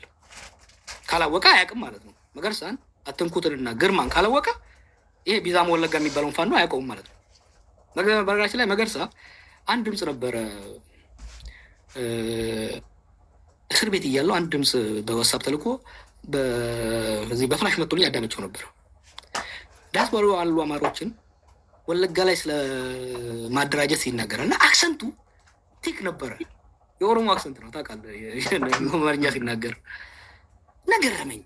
ዳት ወዛ ጋይ እና ይሄ ሰውዬ ምን ያደርጋል ቀጥሎ አሁን የወለጋ ቢዛሞ ፋኖ ምናምን ብለው ተደራጅተው ከ2023 ጀምሮ እስከ 3 ቀን በፊት ይሄ ነው የማይባል ግድያ በኦሮሞዎች ላይ የተካሄደ ነው። እዚህ ወለጋ የጊዳያና የሚባለው የምስራቅ ወለጋ ዞን ወረዳና የኩሮ ጉዱ ወለጋ ግድያ የተካሄደው ይሄ ሰውዬ ምን ያደርግልሃል? እነኝህ ግድያ በየጊዜው ይፈጽማሉ። አይፈተሹም። የመከላከያ ይለፋላቸው፣ ሲያዙ ይለቀቃሉ። መጨረሻ ላይ አንድ ቀን ከሚሊሻዎች ጋር ሲጋጭ ይማረካል። እሱን አትንኩት። ሲማረክ ውዝን አወር ሄሊኮፕተር ካች ብላ ብድግ አድርጋው እሱን እናትንኩትን መከላከያ መረጃ ጎልፍ ክለብ ወሰደችው። ይህንን ፋኖ ያደረ አይደለም ይበሉኝ እነሱ ወጥተው ለ5 ዓመት የዚህ ቡድን አሰልጣኝ ዋና አሰልጣኝ አይደለም ይበሉ እነሱ። እና ይሄንን ኤክስፖዝ አድርገን ስንል የነበረው ይሄ በነገራችን ላይ አማራ ክልል ላይ ያለው ፋኖ ተገፍተው ተካርተው ጦርነት የገቡት ብዬ ተደጋግሜ ተናግሬያለሁ። ላለፉት 1 ዓመት እና ከዛ በላይ ለፋኖ ደጋፊዎች፣ ለአማራ ምሁራኖች ይሄን የወለጋን ኃይል ወይ ሲቪል እንዳይገል አይበሉት በእናንተ ቁጥጥር ስር ካለ፣ አለበለዚያ በግልጽ ራሳችሁን አርቁ። ምክንያቱም ዜጎችን ከመግደል ባለፈ የስርዓቱ ሁለቱን ህዝቦች እያጋጨ በሁለቱ ፖለቲካ ኃይሎች ላይ መካከል ሊኖር የሚችል ጥምረትን ለማክሸፍ እየተጠቀመበት ነው። ከዛ ወዲህ ባደረኩ ምርመራ 100% እዛ አካባቢ ያለውን ኦፕሬሽን እነሱ እንደሚያደርጉት የትላንትናው የጀነራሉ ሶፊስቲኬትድ ሊሆን ይችላል። አሁን የብር ዘረፋው ልንገርህ፣ ጦርነት ነበር እዛ አካባቢ ባለፈው። ኦሎፍ ዘደም መከላከያ ምን ይላል? እዚህ ከተማ ያለ ብር በሙሉ መውጣት አለበት ይላል። ከሁለቱም ባንክ የባንክ ገንዘብ ካሽ በሙሉ መውጣት አለበት ይላል። 70 ሚሊዮን ብር በግምጃ ቤት ያለ መሳሪያ በሙሉ መውጣት አለበት ይላል። አማጺ ከተማውን ሊመታ ነው ምናምን በሚል ይጭንና ይሄዳል። ወዴት? ወደ ነቀምት ከተማ ነው የሚሄደው። መንገድ ላይ ሲደርስ ጫካ ቦታ ላይ የተወሰኑ ያደፈጡ ሽፍቶቹ ያሉበት ከአጃቢ መከላከያዎች ውስጥ ባንከሮቹን ግንባን ግንባላቸውን አሏቸው። አንድ ኦዲተር እና አንድ ዳይሬክተር የብራንች ማኔጀር ማለት ነው። ያን ብርና መሳሪያ ይዘው ሄዱ። በኋላ ብዙ ኮንፊርም የሚያደርግልህ አንዱ ምን እንዳደረገ ታውቃለህ? ወንዝ ሞላባቸው። በአምቡላንስ ነው ብሩን ይዘው የሄዱት፣ ብሩንና መሳሪያው። ከ2 ሰዓት በላይ ቆሙ። ድሮን ሄዳ አይታቸው አትምቱ ነው የተባሉት። እና ይሄ የሚያሳይ እሱ ጋር ያለ ድሮኑን ኦፕሬት የሚያደርጉት የዩኤኢ ሰዎች ሆነው ሳለ አንተ መረጃውን ሲጀመር ሊኖር ይችላል። ሰቸው ሽሩም ነበርኩ ወይ አትሳሳት። ዩኤኢ ብቻ አይደለም፣ ድሮን ጆይንት ነው። የዩኤኢ ድሮኖች አሉ ዩኤኢ ኦፕሬት የሚያደርጉት። የኢትዮጵያ ደግሞ ራሱን የቻለ አብይ እኮ ፕሮባብሊ በአፍሪካ ውስጥ ማሲቭ የሆነ የድሮን ካፓቢሊቲ ገንብቷል። ያለ የኤምሬቱ ሃይ ካፓሲቲ ስለሆነ ካፓሲቲውን መልቲፕላይ ያደርጋል እንጂ ኢትዮጵያኖች አሉ እኮ ብዙ ራሱን የቻለ ኮማንድ እኮ ነው የድሮን ኮማንድ። በአሁኑ ጊዜ እንዴት አወቀው ለሚለው ምንጭን አልሰጥህም፣ ግን ገናኝ ያሳይሃለሁ። ቴክኒካል ኤቪደንሶቹን አለኝ። ምንጭን ለማቃጠል እንትን አላደርግም። ለምሳሌ ወደ ሻሸመኔ የሚሄደው የእናንተ ሀገር የሚሄደው መንገድ ላይ በድሮን እያዩት ኦነግ ሸኔ የሚባል የነሱ ኃይል መኪና እያስቆመ ሲዘር ሲያቃጥል ሰዎችን ሲያግት ዝም ብለው ያዩት ነበር። ቪዲዮን አገኘሁት፣ ለቀዋለሁ አልኳቸው፣ አቆሙት። ሀብነው ኢንተረስት እንትን ላይ እኔ ይኸውልህ ለምን መሰለው ለሁለት ምክንያት ነው ይሄንን ነገር ፈከስ ያደረኩት። አንዱ ተራ ዜጋ ትላንት የተወሰኑ ማስ ግድያዎቹን በጣም አሰቃቂ ግድያዎቹን ትላንት አስቀምጫቸዋለሁ። ሰው እያለቀ ነው እዛ አካባቢ። መጀመሪያው አማራ ሲያልቅ ነበር፣ አሁን ደግሞ ኦሮሞ እያለቀ ነው። ማህበረሰቡ እየፈረሰ ነው እዛ አካባቢ። ሁለተኛ እነሱ ለሚያስቡት ጽንዶ ብቻ ሳይሆን እኔ ወደፊት የአማራ የትግራይ ልሂቃን የበለጠ ተቀራርበው ከሌሎች ልሂቃን ጋራ መሰረቱ ጠለቅ ያለ ኃይል ስምምነት መስራት አለባቸው ነው። ይሄንን እዚህ ሆሮ ጉዱ ላይ የሚሆነው ነገር ካልፈቱት ጽምዶ የሚባል ነገር ሊፈጠር አይችልም። ለምን እንደሆነ ታውቃለህ? ደምንት እነሱ አናውንስ አድርገው ጆይንት ኦፕሬሽን ሲጀምሩ እዛ አካባቢ ግድያ ይጀምራል። ኦላ እና ፋኖ መጨፋጨፍ ይጀምራል። አስረስ እኔ ብዙ ነገሮችን እያየው ስለሆነ ሰሞኑን የሚያደርጋቸው ነገሮች የራሱን ማየት አለበት። ለምሳሌ ስለ ወልቃይት ተናገረው ነው ሰደው ባለፈው ስታሊን ሲጮህበት የነበረው ወልቃይትን በአማራ ጉልበት ስላለው ነው በጉልበት የያዘው። አማራ አይደለም በጉልበት የያዘው የፌዴራል መንግስት ነው ህወሓትን መጥቶ አስወጥቶ ከአማራ ጋር ተባብሮ የያዘው። ስቲል ዲስፒትድ የሆነ በድርድር ማለቅ ያለበት ጉዳይ የዌስተርን ትግራይ ጉዳይ በጉልበቴ ነው የያዝኩትማ ከሆነ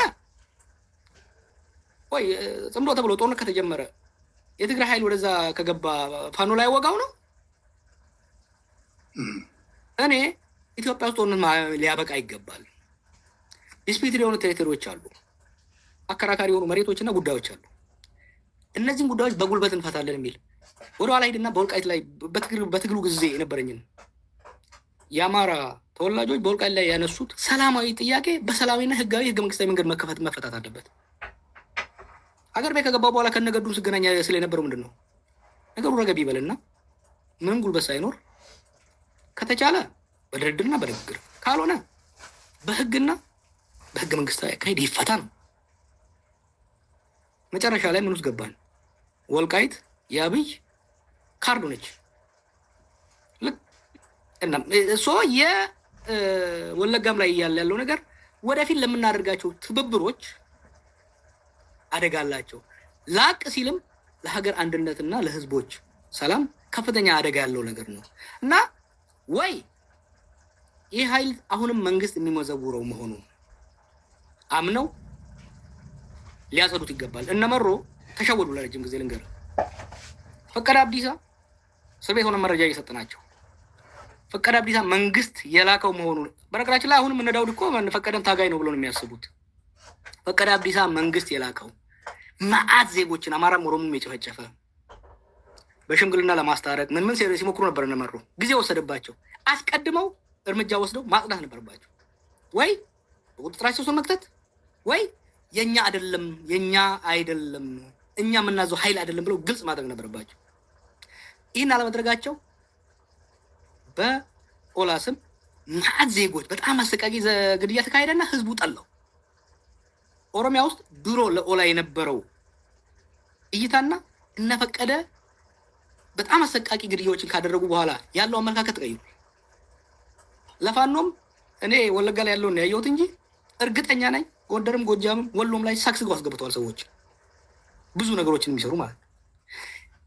አማጺ ባለፈው ከአንተ ጋር ስንወያይ አማጺ ሊያሸንፍ የሚችለው ከአገዛዝ የበለጠ የሞራል ልዕልና ሊኖረው ሲችል በህዝብ ፊት ለፊት ለህዝቦችን መብት የህዝቦችን ሰላም ለራሱ ሳይበላ ህዝብ የሚያበላ እንጂ ከህዝብ አፍ ቀምጦ የሚበላ ከሆነ ዜጎችን ከግድያ የሚታደግ እንጂ ዜጎችን የሚገሉ ነው ከታየ ምንም ያህል እውነተኛ ኮዝ ቢኖርህ ስቴት ያሸንፋል። ስቴት ዘ ሞንስተር ኢንቲቲ እና ፋኖች ለራሳቸው ሲሉ ለእኔ ለኦሮሞ ምናምን ሲሉ አይደለም፣ ለራሳቸው ሲሉ ከኦላ ተማሩ።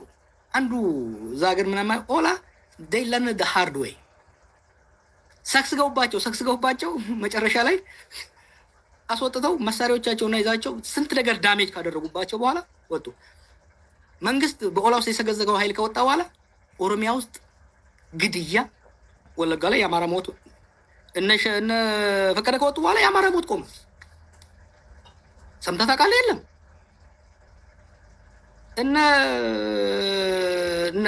ይሄ ኃይል ከወጣ በኋላ ኦሮሚያ ውስጥ አፈናዎች፣ አንዳንድ ግድያዎች ይኖራሉ፣ ግን ሲግኒፊካንትሊ ቀነሰ። ፋኖዎችን ማድረግ ያለባቸው ቤታችሁን አዝሉ፣ አለበለዚያ አይደለም ከሌሎች ኃይሎች ጋር ተባብራችሁ አብይን ማስወገድ አማራን ክልል ብትንትኑን ነው የምታወጡት። ይሄን ነው ማለት እንፈልገው። ስለዚህ የአንተ ነጥቦች ስታገናኛቸው አስረስ ማረ ዳምጤ የራሳችን ፋኖ ነው ካለ አንተ አይመስለኝም ካልክ አንተ ታንጀብል የሆነ ኤቪደንስ አለኝ ካልክ፣ ስለዚህ እና አስረስ ከመንግስት ጋር እየሰሩ ነው ማለት ነው። ሁለት ነው ወይ? ብሔረተኝነት ካልተጠነቀቅ ብሔረተኝነት ብላክ ኤንድ ዋይት ነው የሚያደርግብህ። ጠላትና ዘመድህን ለመለየት የሚከብድብህ ጊዜ ይፈጥራል። አወዜር አንደርስታንድ አለን ዘ ሃርድ ዌይ እና እሱ ይኖር ይችላል። ሁለተኛ ጠቀሙን የሚሉ ምን አይነት ኢትዮጵያ ስቴት በአብይ ጊዜ ሳይሆን በወያኔ ጊዜም አንድ የተካነችበት ነገር አለ። የኢትዮጵያ ስቴት ኢንቴሊጀንስ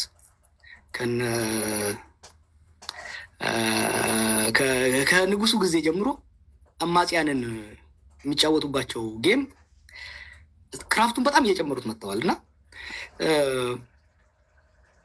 ኤርትራ ላይ ኦነግ እያለ ምን እንዳደረጉት ልንገርህ። እነሱ ሪክሩት የሚያደርጓቸውን ሰዎች ገልብጠው ደብል ኤጀንት ያደርጓቸዋል። ኦነግ ኤርትራ አሰልጥኗቸው የሚመጡ ሰዎች በሙሉ አቀባበል ነበር የሚዘጋጅላቸው። በቦራም ሲገቡ አቀባበል፣ በሱዳንም ሲገቡ አቀባበል፣ በጅቡቲም ሲገቡ አቀባበል። ምክንያቱም እንዲሰለጥኑ የሚልካቸውና የሚቀበላቸው የጌታቸው አሰፋ ሰው ነበር። በውቄሮ ጊዜ ግርማ ጥሩ ነው የሚባል ልጅ ነበር እና የኦነግ አመራርም ያውቃል። ዴይቶት ሁለት እንትን አላቸው። አንድ ወደዛ ስጥና ሁለት ወደኛ አምጣ የሚል ኮንሰፕት ነበራቸው እና መስሏቸዋል። መጨረሻ ላይ ሰውየው ፉል ፍሌጅድ ኢንቴሊጀንስ ኦፊሰር ሆኖ ሲሰራ ቆይ እኛ ደረስንበት። ለእኛ አድቫንቴጅ የነበረው ምንድን ነው? ፓራላል ስትራክቸር ከኦፒዲዮ ጋር እየሰራ ስለነበረ ከጌም ውጭ አረግረው ነው የተሳካልን። እና አሁንም እነዚህን ሰዎች የምለው ፋይን፣ እኔን አታምኑኝም ተውት። የወለጋ ፋኖ የሚባለው የእናንተ አካል ከሆነ አንድ እስከዛሬ ለደረገው ግድያ ኃላፊነት መውሰድ አለባቸው። ይሄ ኃይል ከመከላከያ ጋር ተዋግቶ አያውቅም። ኔቨር። ዜጎችን ብቻ ነው የሚገለው። የፈቀደ አብዲሳ ጦር አንድ ቀን ከመከላከያ ተዋግቶ አያውቅም። ዜጎችን ብቻ ነው የሚገለው። እስከዛሬ ለደረገው ወንጀል ኃላፊነት መውሰድ አለባቸው። አሁን ለሚደረገውም ወንጀል ኃላፊነት መውሰድ ማስቆም መቻል አለባቸው። ያ ብቻ ሳይሆን ህዝብን ከሚጨርስበት አካባቢ አስወጥተው በቁጥጥራቸው ስር ማስገባት መቻል አለባቸው። በጣም ከፍተኛ ትችት ሲደርስብኝ ነው የነበረው። ይሄ ኃይል ይሄ ፋኖ ይሄ ወለጋ ፋኖ የሚባለው ኃይል መንግስት ያደራጀው ነው። በሚስጥር አይደለም፣ በግልጽ ያደራጀው ነው። አሁንም የሚቆጣጠረው ነው። አጠቃላይ ፋኖን ለዚህ ብሌም አናርግ ብዬ ተደጋግሜ ስናገር ከፍተኛ ትችት ሲደርስብኝ ነበረ ከማህበረሰቡ። ዛሬ ላይ አስረስ ተነስቶ እኛንን ካለ መስማት ፈልጋለሁ ከነ ዘመነ ካሴና ከሌላው ፋኖ አካል።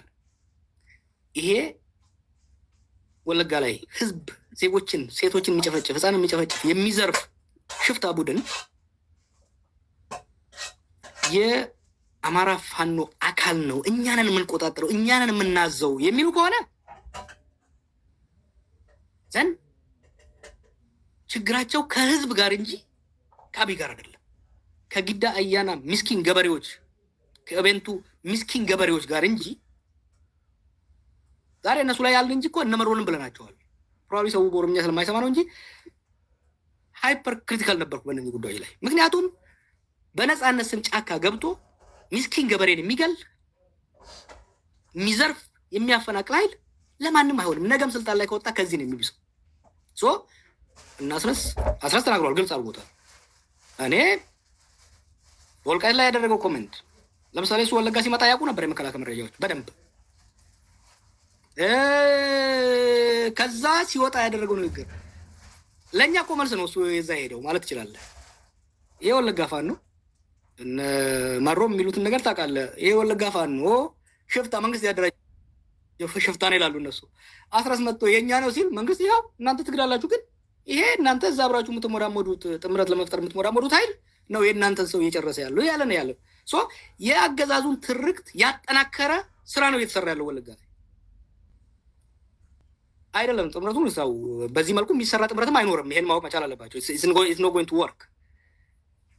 ኢቭን ለወደፊት ራሱ ሀገር ማስቀጠል ከተፈለገ እንዲህ አይነት ሽፍተኝነትና ወንጀለኝነትን መቃወም፣ በቁጥጥር ስር ካለ መቅጣት። ለምሳሌ ከ2 ሳምንት በፊት ከፍተኛ ካምፔን አድርገን ነበር ኦሮሚያ ላይ። ሰው ይታፈናል፣ ኦሮሚያ ላይ ሰው ይገደላል። ምንድን ያደረግነው? በአንድ ወረዳ ወይም ቀበሌ ላይ ሰው የሚታፈን ከሆነ ሰው ይልክልናል መረጃውን። ጃል ከሌ የሚባል ሰው ነው እዚህ ሀገር። ኦኬ፣ ለኦላ ሴንትራል ኮማንድ እንዲህ የሚባል ሰው የሚመራ ኃይል በዚህ አይነት ቀበሌ ላይ እንዲህ አይነት ዘረፍ አድርጓል። የእናንተ ኃይል ነው? አዎ የኛ ኃይል ነው ካለ እርምጃ ይወስድበታል። አይ የኛ ኃይል አይደለም ካለ ብራንዱን ይቀመዋል። እኛ ለህዝብ ይሄ የነፃነት ታጋይ ሳይሆን ዘራፊ ሽፍታ ነው እንላለን። ጋዝዋት የሰላሌ መንገድ አሊዶሮ የምትባለው አብዩ ሲናገር ሰምታታል። ወደ ጎጃም የምትሄደው መንገድ ሰላሌ ላይ በየቀኑ ሰው ይዘረፍ ነበረ፣ ይታገት ነበረ። አንድ ሰው አልታገተም። ይህን ዘመቻ ካደረግን በኋላ ዋይ ቢኮዝ እነኚህ ሽፍቶች ከመንግስት ሴኪሪቲ ጋር ሆነው አማጽያንን ለማጥላላት የሚያደርጉት ነገር እንደሆነ ስለምናገር ሶ እነዚህ አማራ ውስጥ የሚንቀሳቀሱ ኃይሎችም ለአማራ ህዝብም ሆነ ሌላው ህዝብ የሚያስቡ ከሆነ ቤታቸውን ማጽዳት አለባቸው። አስረስ ማረ ዳምጤ ቃል አቀባይ ነው፣ ስፖክስ ፐርሰን ነው።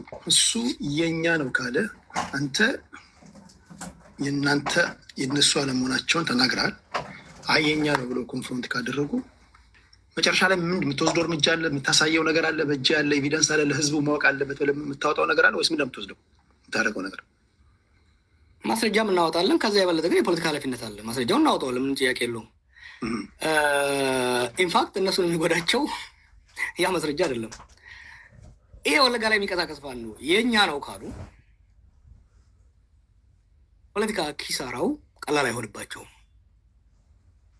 ምክንያቱም እዛ አካባቢ እየተደረገ ያለው ወንጀል እየተደረገ ያለው ውንብድና አይደለም ለነፃነትና ለእኩልነት እታገላለሁ ተገፍቻለሁ ከሚል ኃይል ሽፍታ አያደርገውም። ተራ ሽፍታ የድሮ በደርግ ጊዜ የሚንቀሳቀስ ሽፍታ አላለም የማያደርገው ነገር እያደረጉ ያሉት።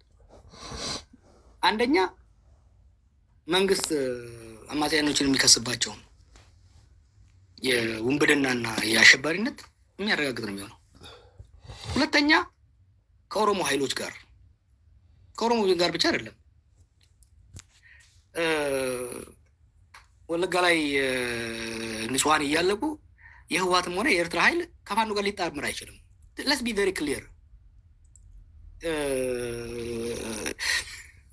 ተባብሮ ኦሮሞን ለመውጋት የሚፈልግ ኃይል አይኖርም። ተባብሮም አማራን ሊወጋ የሚፈልግ ኃይል አይኖርም። ይሄ ተሞክሯል፣ የማይሰራ ነገር ነው ወደፊት። ስለዚህ ትብብር የሚፈልጉ ከሆነ ከሌሎች ኃይሎች ጋር ክሊር ማድረግ መቻል አለባቸው። እነመሮም አማራን የሚገል ኃይል ማጥፋት ነበረባቸው፣ አጥፍተውታል። ቱ ቢ ኦነስት መንግስት ያመጣው ጠርገው አውጥተውታል። ዊዶን ሂር ኦኤልኤ አማራ ገደለ የሚባል የት አካባቢ ነው አሁን የምንሰማው? በኦኤልኤ ስም አርሲ ውስጥ እንዴት እንደሆነ ታውቃለህ? አንድ ሻለቃ አክቹዋሊም በቅርብ ወለጋ እንደነበረ ሰምቻለሁ። አንድ ሻለቃ ፋኖ አደራጀ ተባለ እዚያ ቦምስ አካባቢ እና ሄዶ የኦሮሞቹን ቤት ያቃጥላል። ስናጠናው ሰውየው የመከላከያ መረጃ የነበረ ሻለቃ ነው፣ ሻንቆ ይባላል። አማራም እንኳን አልነበረም። ስናጋልጠው ወዲያው ገደሉት፣ ይዘውት ገደሉት መንግስት ሰዎች። ተረጋጋ አካባቢው። ሶ እንዲህ አይነቶች የኢትዮጵያን ስቴት የምታደርገው ራሷን ለመከላከል አማጺው በጣም ኢፌክቲቭ ነው። በነገራችን ላይ አሰ ካውንተር ኢንሰርጀንሲ የህዝቡ ኮስት ነው የሚያሳዝነኝ እንጂ አሰ ካውንተር ኢንሰርጀንሲ አማጺን ከምትገል አማጺ ራሱን በህዝብ ውስጥ ስሙን እንዲያጠፋና እንዲጠላ ማድረግ ስዋን ኦፍ ሞስት ኢፌክቲቭ ስትራቴጂስ። ሌሎችም በብዙ ቦታ የጠቀሙበት። ችግሩ ምንድነው? ለእኛ በሚገባ ሎክ አንድ ነገር ልንገርህ። አሁን ስልጣን ላይ ያሉ ሰዎች አብዛኞቹ ከሴኪሪቲ ብራንች ነው የመጡት። እዚህ አንደስትሬት አንድ ቅድም ያልከው አብይ ናቁት ምናምን የምትለው ነገር እውነት እኮ ነው። መጀመሪያ ላይ እኛም እሱን ራሱ በደንብ አላየ ነው። አንድ ስም አልጠራም፣ አንድ ሰው ነው የነገረኝ ይሄን ነገር ከነሱ ውስጥ።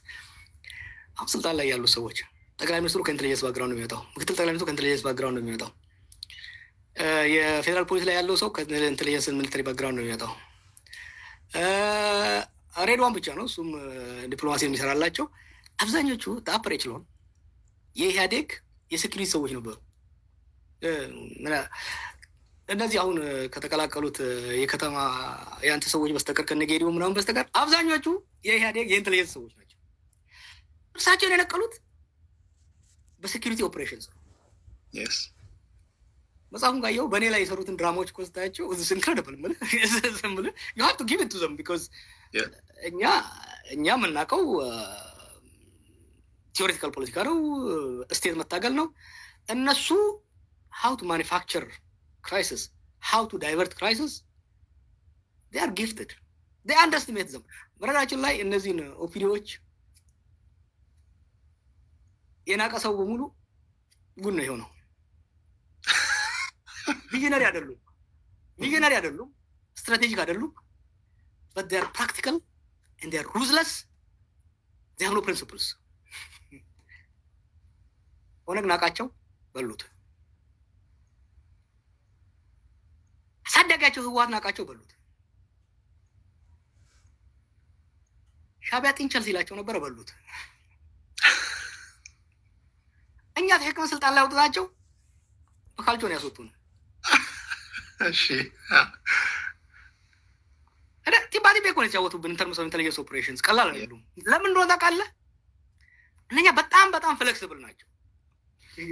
አንተ እኮ ፕሪንስፕል አለ የምትከተለው፣ አይዲዮሎጂ አለ። እነሱ አይዲዮሎጂ የለም። ለምሳሌ ኦፒዲዮ አሁን ለምሳሌ ቀናውና ኢሳያስ አብይን ጣለን እንበል። ብአዴኖች እና ኦፒዲዮ ስለ ሁሉም እኮ ነው። እነዚህ ብአዴኖች ደቡብ ያሉ በሙሉ ፒዲዮ አይደል የምንላቸው።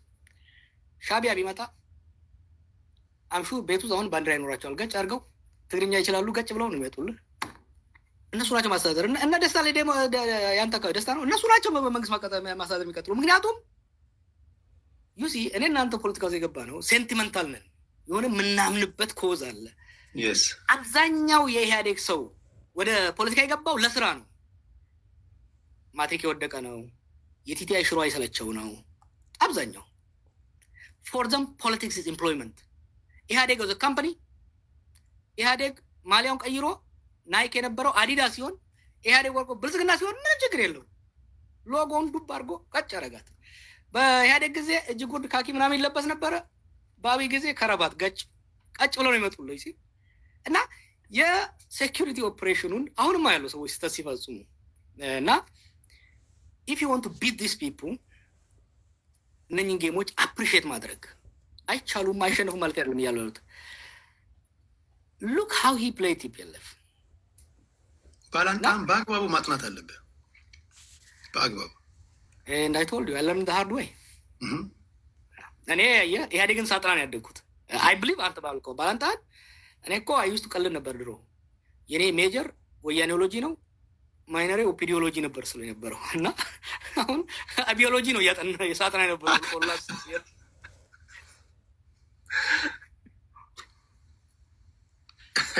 ይሄ ነው። ብዙ ጊዜ እንደዚህ አይነት ነገሮች አሉ፣ አንደርስትሜት የማድረግ ነገሮች። ኦኬ አንድ ከአብሮነት እየጨረስኩ ነው። ብዙ አልይዘም።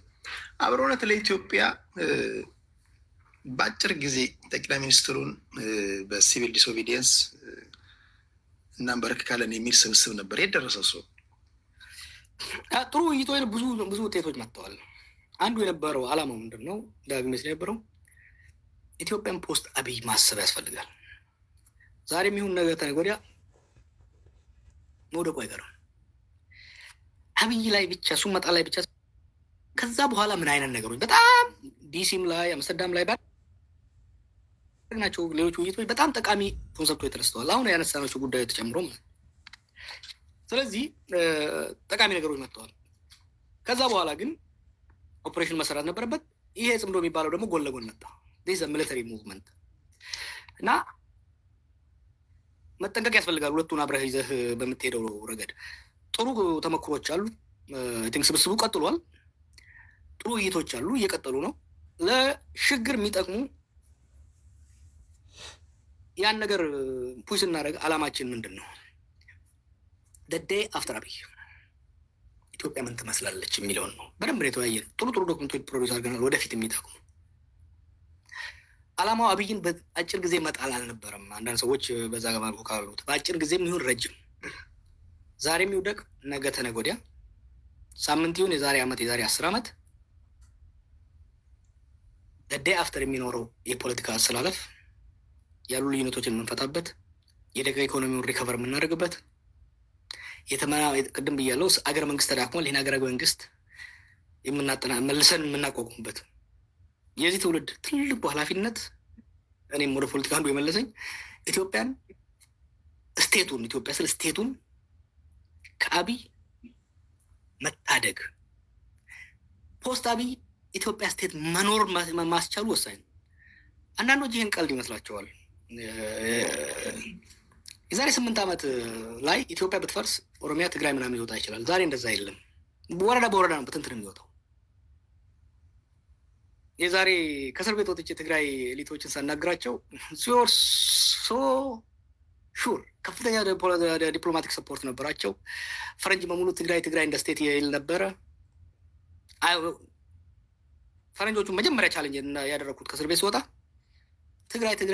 ትግራይና ኢትዮጵያ የምትሉትን ነገር አር ዩ ሬዲ ቱ ሾልደር ሬስፖንሲቢሊቲ ኦፍ አን ኢንዲፔንደንት ትግራይ?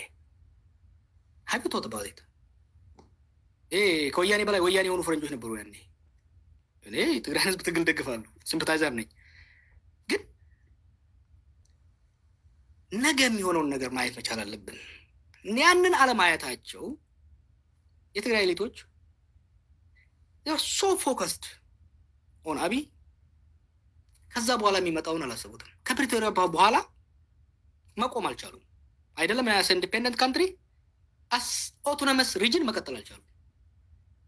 ምንድነው ግን እንደዛ እርግጠኛ ያደረጋቸው? አንድ መናቅ አለ፣ ሁለተኛ ጦሩን ይዘነዋል ብለው ነው ወይስ ምንድን ነው እርግጠኛ ያደረጋቸው? ከመጀመሪያ ጦርነት ከመፈንዳቱ በፊት ነው ከዛ ወዲህ? የመጀመሪያ ጦርነት ከመፈንዳቱ በፊት እርግጠኛ የሆኑበት ሰዓት ላይ ልክ እናስረስ እርግጠኛ የሆኑበት ምክንያት እኔ ኢትዮጵያን ስቴት ድሮ በቲዮሪ ነው የማውቃት። በ17 ዓመት ነው የወጣሁት እና ቲዮሪውን ጠጥቼው የኢትዮጵያን ታሪክ ከዘመነ መሳፍንት ጀምሮ ኦክስፎርድ ሄጄ ያጠናሁት እና አይቶት አይ ኒው ኢት። ሞንስተሩን ያወቅኩት ሆዷ ውስጥ ከገባው ከታሰር በኋላ ነው። እና ኢትዮጵያን ከሩቅ ከስታንፈርድ ሳያት ነበረ። ጠጋ አልኩና ከቦሌ አየኋት። ከዛ ከቃሊቲ ፈርሶ ውስጥ ዋጠችኝና ሆዷ ውስጥ ቁዬ ነው ያየኋት። ኢትዮጵያን ስቴት ኢዝ ኦልድ ሞንስተር ቀጫጫ ቀንጨራ ስቴት ነች። ትዝ ይላል ግን ኢንተርቪው ሳደርግ አንድ ጊዜ ኢትዮጵያን ስቴት ሪዚሊየንት ነች፣ ለመፍረስ ያላት እድል በጣም ሪዚሊየንት ነች። ብዙ ስቴት ቢሆን ይፈርስ ነበር። ኢራንን ውሰድ፣ ግብፅን ውሰድ። ኢራን ማንም ሀገር እንደዚህ ተቀጥቅጦ ሀገር ሆኖ ሊቀጥል አይችልም። አመራርን 80% ገለህበት ሀገር ሆኖ ሊቀጥል አይችልም። ሌላ ሀገር አንድ ሰው ከገደልክ በትንትን ይወጣል። ሪዚሊየንት የሆኑ ለምንድን ነው? ኦልድ ስቴት ፐርሺያን ስቴት። ኢትዮጵያን ስቴት ኢትዮጵያን ስቴት አሁን ከሚታችሁት ውስጥ ነው አይደለም? ታሪኳን ምናምን እንከራከር የለ እኔ እናንተ ብንመጣ 150 ነው 3000 ግን ዲፐር ሩት እንዳላት አስመረስክራለች ባለፉት ዓመታት።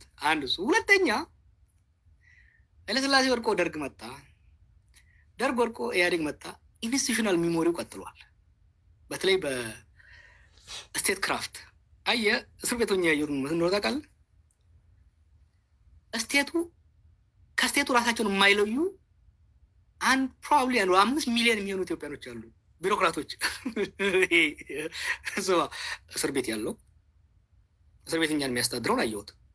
የትግራይ ጦርነት ሲነሳ ሰፍ ብሎ የተነሱት በቃ ጦርነት ለመሄድ ጠባቂዎቻችን እና ለምን እንጀራቸው ከስቴቱ ጋር የተያያዘ ነው። ስ ሳምቲንግ ዩ ዶንት ሲ ፍሮም ፋር አየህ። እና የህወሓቶች ስልጣኒዝም ይዘው አየህ፣ አድቫንቴጅ ነበራቸው። ሬቤል ነበሩ፣ ሲያስተዳድሩ ነበሩ። ወደ ሪቤሊያን ሲመለሱ የተምታታ ሀሳብ ነበረ። እንደ መንግስት የሚያስባሉ፣ አሁንም ቀጥለዋል እኮ እንደ መንግስት የሚያስባሉ፣ እንደ አማጺ የሚያስባሉ። ሁለቱም መሆን አልቻሉ። እና እሱ እንዳለ ሆኖ አሁን መለስ ዜናዊ አንድ የሱ ለመኖር የጎዳቸው በጣም ስትራቴጂስት ነው። አሁን ያለው የቲፒኤልኤፍ ስብስብ የተለያዩ ቫሪያብል ገጣጥሞ ፕሪዲክት ማድረግ የሚችል አመራር አለው ብለህ ታስባለህ? ለምሳሌ እዚህ ትክክለኛ ሰዓት ነው ለመደባደብ ብሎ የህዝቡን ልብ ትርታ አንዳንድ ጊዜ ፕራይም ታይም ላይ ካለቁ ከማንም ቢጋጫ አትሸነፍም አይደለም። በአሁን ሰዓት ለመደባደብ አስፈላጊ ነው፣ ማሸነፍ እንችላለን ብለው እንደዚህ መተንተን የሚችል ሰው አላቸው ብለህ ታስባለህ? ፕራይም ታይም መሆን አለመሆኑን ለማወቅ ራሱ እኮ ስትራቴጂክ ቲንከር መሆን መቻል አለብህ። አየህ፣ ህወሓት የሁለት ሰዎች ድርጅት ነበረች አለኝ አንድ ለረጅም ጊዜ እኛ ሀገር የቆየ ፈረንጅ ሆነ ጁኒየር ምናምን ነበር ዩኒቨርሲቲ እና it is an institutionalization of two personalities አለኝ። መለስስ ስትሪት ኢንቴሊጀንስ፣ ስትሪት ሌቨል ኢንቴሊጀንስ፣ ስብሐት ነጋስ አሪስቶክራቲክ ኮንስፒረሲስ፣ ሁለቱ ነበሩ። መተካካቱ ላይ ሁለቱ ግን ካልተመጋገቡ ሊቀጥል አይችልም። መለስም ስብሐትም ሲወጡ they made one critical error። ደብረጽዮንን ያመጡት ቬሪ ናይስ ማን፣ ቬሪ ቴክኒካል ማን፣ እንደ ህወሓት ትራዲሽኑ የህወሓት ትራዲሽን የመለስና ስብሐት ትራዲሽን ያን መሙላት አልቻለም። በሱ አካባቢ ያሉት እሱ የተመረጠው ተጻራሪዎቹ መስማማት ስላልቻሉ ነው አንዱ ለአንዱ። እኛም ልናሸንፋቸው የቻልነው ያችን ተጠቅመን ነው። አብይም እሱን ፉለስትን ኤክስፕሎይት ያደረገው and he continued to exploit that gap። ያንን መጠቀም አልቻሉም፣ እንትን ማድረግ አልቻሉም እና ያንን ራሱ ማየት አልቻሉም። ከዛ ጻድቃንና ጌታቸው ያንን ለመሙላት ሞከሩ። ሲሪየስ ቲንከሮች ናቸው፣ ምን ጥያቄ የለውም። ግን የቲፒኤልኤፍን ቅድም ያልኩህን ዋን አውራ ዶሮ አለ፣ ብዙ ኮርማዎች አብረዋሉ። ያን መሆን አልቻሉም። ዋን አሞንግ ኢኳል ሆኖ ለመውጣት አልቻሉም። እና አሁን ትግራይ ውስጥ የምታየው የክራይሲስ ኦፍ ሊደርሽፕ የእነሱ ሰክሰስ የቲፒኤልኤፍ ኢንክሬዲብሊ ሰክሰስፉል ኦርጋናይዜሽን ቬሪ ቬሪ ኢምፕሬሲቭ እኮ ከታይኒ ማይኖሪቲ ኖርዝ ላይ ሆነህ ከዛ ኢንክሬዲብሊ ሶፊስቲኬትድ የሆነ ፖለቲኮ ሚሊተሪ እና ኢንቴሊጀንስ ኦርጋናይዜሽን ገንብተው ራሻ እና ሶቪየት እና አሜሪካን ተጫውተው ኤርትራን እንደ ቫይስል ተጠቅመው ስልጣን ይዘው ለረጅም ጊዜ መቆየት የቻሉ በጣም ጠንካራ ሰዎች ናቸው። አሁን ግን ያንን ማድረግ አልቻሉም እና ጦርነቱ አሁን ሲገባ የእነሱ ጥንካሬ ነው ወይስ የሌሎቹ ንፉጋን ነው? የእነሱ ክሌቨር መሆናቸው እንዳለ ሆኖ ወደዚህ ከዛ በተዋረደ ያለው ሰው በዛ ደረጃ አንደኛ እድለኞች ነበሩ። ለምሳሌ ወደ ጫካ ከገቡት ውስጥ አብረው ጫካ ከገቡት ውስጥ አይ ቲንክ ስሁልና እንትና ብቻ መሰሉኝ ከኤርትራ የመጣው ልጅ ብቻ መሰሉኝ የተሰዉት። ሌላው አመራር they made it the original the visionaries ከሆነ ውስጥ እኮ ሌንጮ ብቻ መሰለኝ የተረፈው፣ ሌላው አለቀ። ያን አድቫንቴጅ ማየት አለብህ። ያ the visionaries the visionary leadership came together እሱ አድቫንቴጅ ሰጥቷቸዋል። ብዙ ሌሎች ፋክተሮች ማንሳት ይችላል። ግን አንድ ነገር ማለት መካድ የሌለብን they built something incredibly fascinating, incredibly impressive። ግን ምን አደረገ መሰለ? it created hubris success አብይ ላይ አሁን እየመጣላለሁ። ሰክሰስ ምን አለው መሰለ? ያሰክራልና ሂብሪስ አልተቆጣጠርከው። አዎ ሰክሰስህን እንደ ራስህ እንደ ልዩ ፍጡር መታይ ከሆነ ችግር ውስጥ ገባለና አብይ አሁን ቅድም ብያለሁ ታክቲካሊ ኢንክሬዲብል ነው። ሰርቫይቭ አድርጎ የመጣቸውን ነገሮች ስታይ ማለት ነው። ግን አሁን ኢትስ ጌቲንግ ኢንቱ ያው አንዳንዴ እያስታወስ ነው እንጂ ኢትስ ጌቲንግ ኢንቱ ሂም ነው። ጢባ ተጫውተህ ሁሌ ጫወታለሁ ስትል ለምሳሌ በሻዕቢያና በወያኔ ላይ መጫወት የሞከረው ነገር ኳሷ እንደምትቀማው አልተረዳም። እና እነሱም ያ ነው የመጣው። ዛሬ ላይ መሆኑን ሁሉ እኮ አስረሳኝ። ሲሪየስ የሆነ ኢንተሌክቹዋል ዲስከሽን ውስጥ አስገባኝ። ተጨርስልኝ ውስጥ ሳላስከፋ። እሺ ይገባኛል። እንቀጥላለን። የመጨረሻ ጆሃር ከሰሞኑ በጣም ቢዚ ነበርክ። በሳውዲ አረቢያ ጉዳይ ላይ የተፈጠረ ነገር ነበርና በጣም በኦሮምኛ በምታደርጉት ውይይት ላይ ከ80,000 ሰው በላይ ሲያደምጣችሁ ነበር። ብዙዎቹ ወዳጆቼ ሲነግሩኝ በጣም የሚገርም ስራ ሰርተሃል፣ በተለይ እነዚህ ወንጀል የፈጸሙ ልጆችን ተከታትሎ በማስያዝ በኩል የሚገርም ስራ እየሰራ ነው ብለው ነግረውኝ ነበርና እስኪ ምን ነበር የተፈጠረው ሳውዲ አረቢያ አካባቢ? ባለፉት ዓመታት የነበረው ጦርነት ብዙ ወጣቶችን ስራ አጦቱና ጦርነቱ ብዙ ወጣቶችን ከሀገር አስወጥቷል እና እነዚህ ወጣቶች በሁለት አቅጣጫ ነው የሚመጡ። አንዶቹ ግማሾቹ በዚህ በሊቢያ አድርገው በሱዳን አድርገው በሊቢያ ወደ አውሮፓ ይሞክራሉ። ሌሎቹ በጅቡቲና በሶማሊያ አድርገው በየመን ወደ ሳውዲ እና ሌላው ሚድል ኢስት ይሞክራሉ። ይሄ መካከል ቢዝነስ ተፈጠረ። ምን አይነት ቢዝነስ? የሂውማን ትራፊኪንግ እና የድረግ ቢዝነስ በየመን በተለይ የመን ፈርሳ የለም እንደ ሀገር እና በየመን እና በሳውዲ መካከል በሁቲዎቹ እና በእነሱ መካከል ያለው ግጭትም ተደማምሮ ፈጥሮ ጋንግ ድሮም ነበረ ነገሩ፣ ድሮም እንቅስቃሴ ነበሩ። ግን አሁን በጣም ሰፋና የሚሄደውን ወጣት ድሮ ገንዘብ አስከፈለ ብቻ ማሳለፍ ነው። አሁን ምን አደረጉ? ሊቢያ ላይ እንደተጀመረው ወጣቶችን ከገጠራቱ ኢትዮጵያ መልምለው 10,000 ብቻ ትከፍላለህ ሄደህ ሰርተህ ታመጣለህ ምናምን ይላሉ። ልክ ተሻግሮ የመን ከውሃ ተርፎ ማለት ፈጣሪ ከረዳው ከውሃ ተርፎ እዛ ሲደርስ ይያዝና ሆስቴጅ ይሆናል። ከዛ የቶርቸር እየተደረገ ለቤተሰብ ቪዲዮ ተልኮ ብር ያስከፍላሉ ማለት ነው። ይሄ የመን ውስጥ ነው። ኢንክሬዲብል ሳደ የሆነ ነገር ነው። ሴቶችን ለእንትን ለስሌቨሪ ይሸጧቸዋል። ወንዶችን እንትን ያደርጓቸዋል። አረቦች ይሸጧቸዋል። ከዛ እድል አግኝተው ደግሞ በዚህ በተራራ ውስጥ በጫካ ውስጥ ወደ ሳውዲ የሚሄደውን ደግሞ እዛ የሚጠብቀው ማፊያ አለ። ይሄ ማፊያ አረቄ ድረግ ይጭንባቸዋል ወደ ሳውዲ ተሸክሙ እንዲያስገቡ። ከተያዙ ሞት ፍርድ ሞት የሚገደሉ በዚህ ነው ማለት ነው። ይሄ ማፊያ ፉክክር አለው። ብዙዎቹ የመንግስት ወታደር የነበሩ የኦላ የነበሩ የህወሀት የነበሩ አሉ። ብዙ እንደዚህ ወደ የወጡ ወታደሮች እና ኤክስፒሪንስ አላቸው እና ስታብሊሽድ አርምን ናቸው እና የራሱ ካምፕ አለው። የከሌ ካምፕ፣ የከሌ ቴዲ ካምፕ፣ የጀዋር ካምፕ ብሎ በቃ ጋንግስተሮቹ እመርጅ አድርገዋል። ኔትወርካቸው አዲስ አበባ ውስጥም ሪያድ እና ጅዳም ያለ ማለት ነው። ትልልቆቹ ከላይ ያሉ እነሱ እዛ እርስ በርሳቸው ማፊያ አይደለ ይፎካከራል ገበያ ሲሻማ። ይሄንን ከበር ለማድረግ የአካባቢያዊነት ጀምረው ሶሻል ሚዲያ በመጠቀም ወንጀላቸውን ሰው እንዳያይ በጣም ልጆቹን እሉ ውስጥ ድረግ ይሰጧቸዋል። ልጆቹ በጣም አሰቃቂ አይደው ነው ካየው ቪዲዮ አሰቃቂ ነገሮችን ያደርጋሉ። እና ይሄን ነገር ኢትዮጵያ ውስጥ ካለው ለይታ አትሂድ ማየት የለብንም። ኢትዮጵያ ውስጥ ከእስር ቤት ስወጣ አንድ ያልኩት 5 ልዩ ነገሮች ተፈጥሯል በአብይ ዘመን። ኮመርሻላይዜሽን ፖለቲካ ወደ ብር መቀየሩ፣ ፒአራይዜሽን አብዛኛው ነገር ከኮንክሪት ይልቅ የፒአር ስራ መሆኑ፣ ዲሴኩሪታይዜሽን አንዱ ደግሞ ክሩሊቲ የጭካኔ ጦርነት ምን ያደርጋል መሰለህ? ኢትዮጵያ ስለሆን ምናምን አይደለም።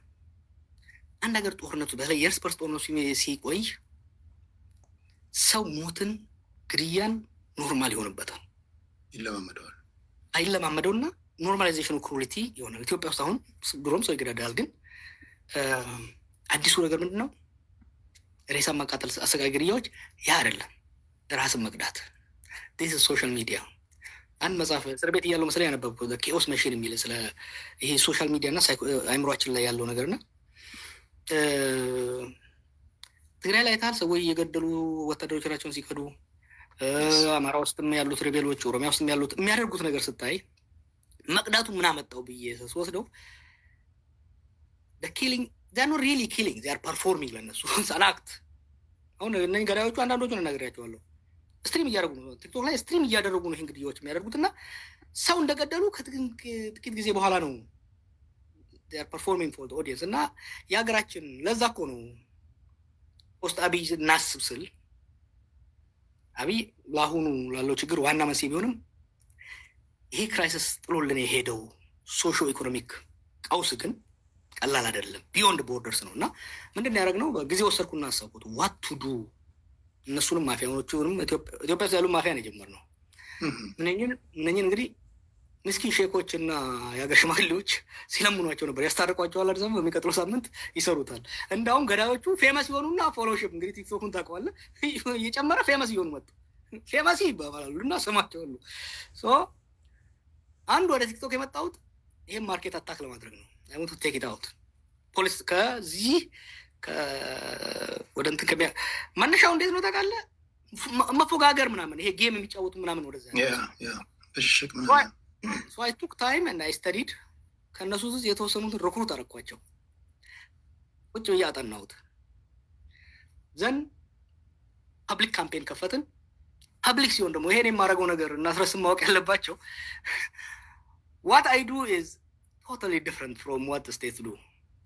ስቴት ሪቨርስን ያደረጉት እነ ስታሊን ያደረጉት እነ ስታሊን ዜጎች በሙሉ ለመንግስት እንዲሰሉ ነው ያደረጉት። እኔ ደግሞ ዜጎች በሙሉ መንግስት እንዲሰሉ ነው ያደረጉት። ቤዚካሊ ምን ያደረጉት ሳውዲ ላይ ዜጎች በሙሉ ማፊያውን እንዲሰሉ ነው ያደረጉት። እና ይሄ አሁን እነዚህ ማፊያዎች በጣም ፌመሶች ናቸው አንዳንዶቹ። ምክንያቱም ከሚዘርፉት ገንዘብ ይሄ ቲክቶክ ላይ ምናምን ያሉ ልጆች ገዝተዋቸው በቃ ፌመሶች ናቸው። በተለይ እነዚህ ጊፍት የሚባል አለ። ጊፍት ሰጪዎቻቸው ይሰጧቸዋል። ጊፍት ሰጪዎቻቸው ናቸው ትልቁን ፓወሮቹ። ሶ ጊፍት ሰጪዎቹ ደግሞ አየህ ዝም ብሎ ጊፍት አይሰጡም። ኢንጆይ ኢንተርቴንመንት ፎር ዘም እኮ አየህ ፊልም እንደሚያይ ሰው ነው። እና ፊልም እያዩ ፊልም አይታል ልጅ ሆነን የህንድ ፊልም ምናምን ጥባቀ ስትቀመጥ አብረህ ታወራለህ። ቋንቋውን ራሱ ብታውቅ ሲመታ አብረህ ትመታለህ። ሲያቀብጣቸው ጊፍት እየሰጡ በለው ግደለው ቁረጠው ይላሉ። ዲስ ሞር ክሪሚናል ሞር ሪስፖንሲብል ዳን አክቹዋል ኪለር። ሶ እነኝህ ሰዎች አንድ ባንድ እያጋለጥን ከሳውዲ አውቶሪቲም ጋር ከኤምባሲውም ጋር ከሌሎች ጋር ተስማምተን በምን ብንለቅማቸው ይሻላል መሰለህ? በራሳቸው መሳሪያቸው ምንድነው? ቲክቶክ ነው። ሎኬሽናቸው ፒክ ተደረጉ እና ጫካ ውስጥ የቀሩ አሉ። እነሱም አድፍተዋል፣ ጊዜው ይለቀማሉ። ሰው ተረጋጋ እና ይሄ እንዲህ አይነት ነገር የሊቢያው ይቀረናል። ዲፍረንት ዳይሜንሽን ነው፣ ሞር ሶፊስቲኬትድ ነው። ኢትዮጵያ ውስጥ ያሉት ኤሌመንቶችም ፖሊስ እየለቀማቸው ነው እና ይሄ ነው የሰራ ነው። የተወሰንትን ጉድ ግን ብዙ ነገር የተማርኩበት ኦፕሬሽን ነበር። በጣም ብዙዎቹ ሲያመሰግኑ አይቻለሁ፣ ቴንኪው ሲሉ አይቻለሁ። ጀዋር መሐመድ ከልብ ነው የማመሰግነው። መጨረሻ ላይ የምትለው ነገር ካለ አንተ በል እንጂ ይሄ መጨረሻችን አይሆንም። ሌሎች ጊዜዎች እንገናኛለን። ስለመጣ ከልብ ነው የማመሰግነው ጀዌ። ቲክቶክ ላይ እስካለን ድረስ ያው እየተባጠሰን እንቀጥላለን። ቲክቶክ ላይ አለ፣ ዩቲዩብ ላይ ነው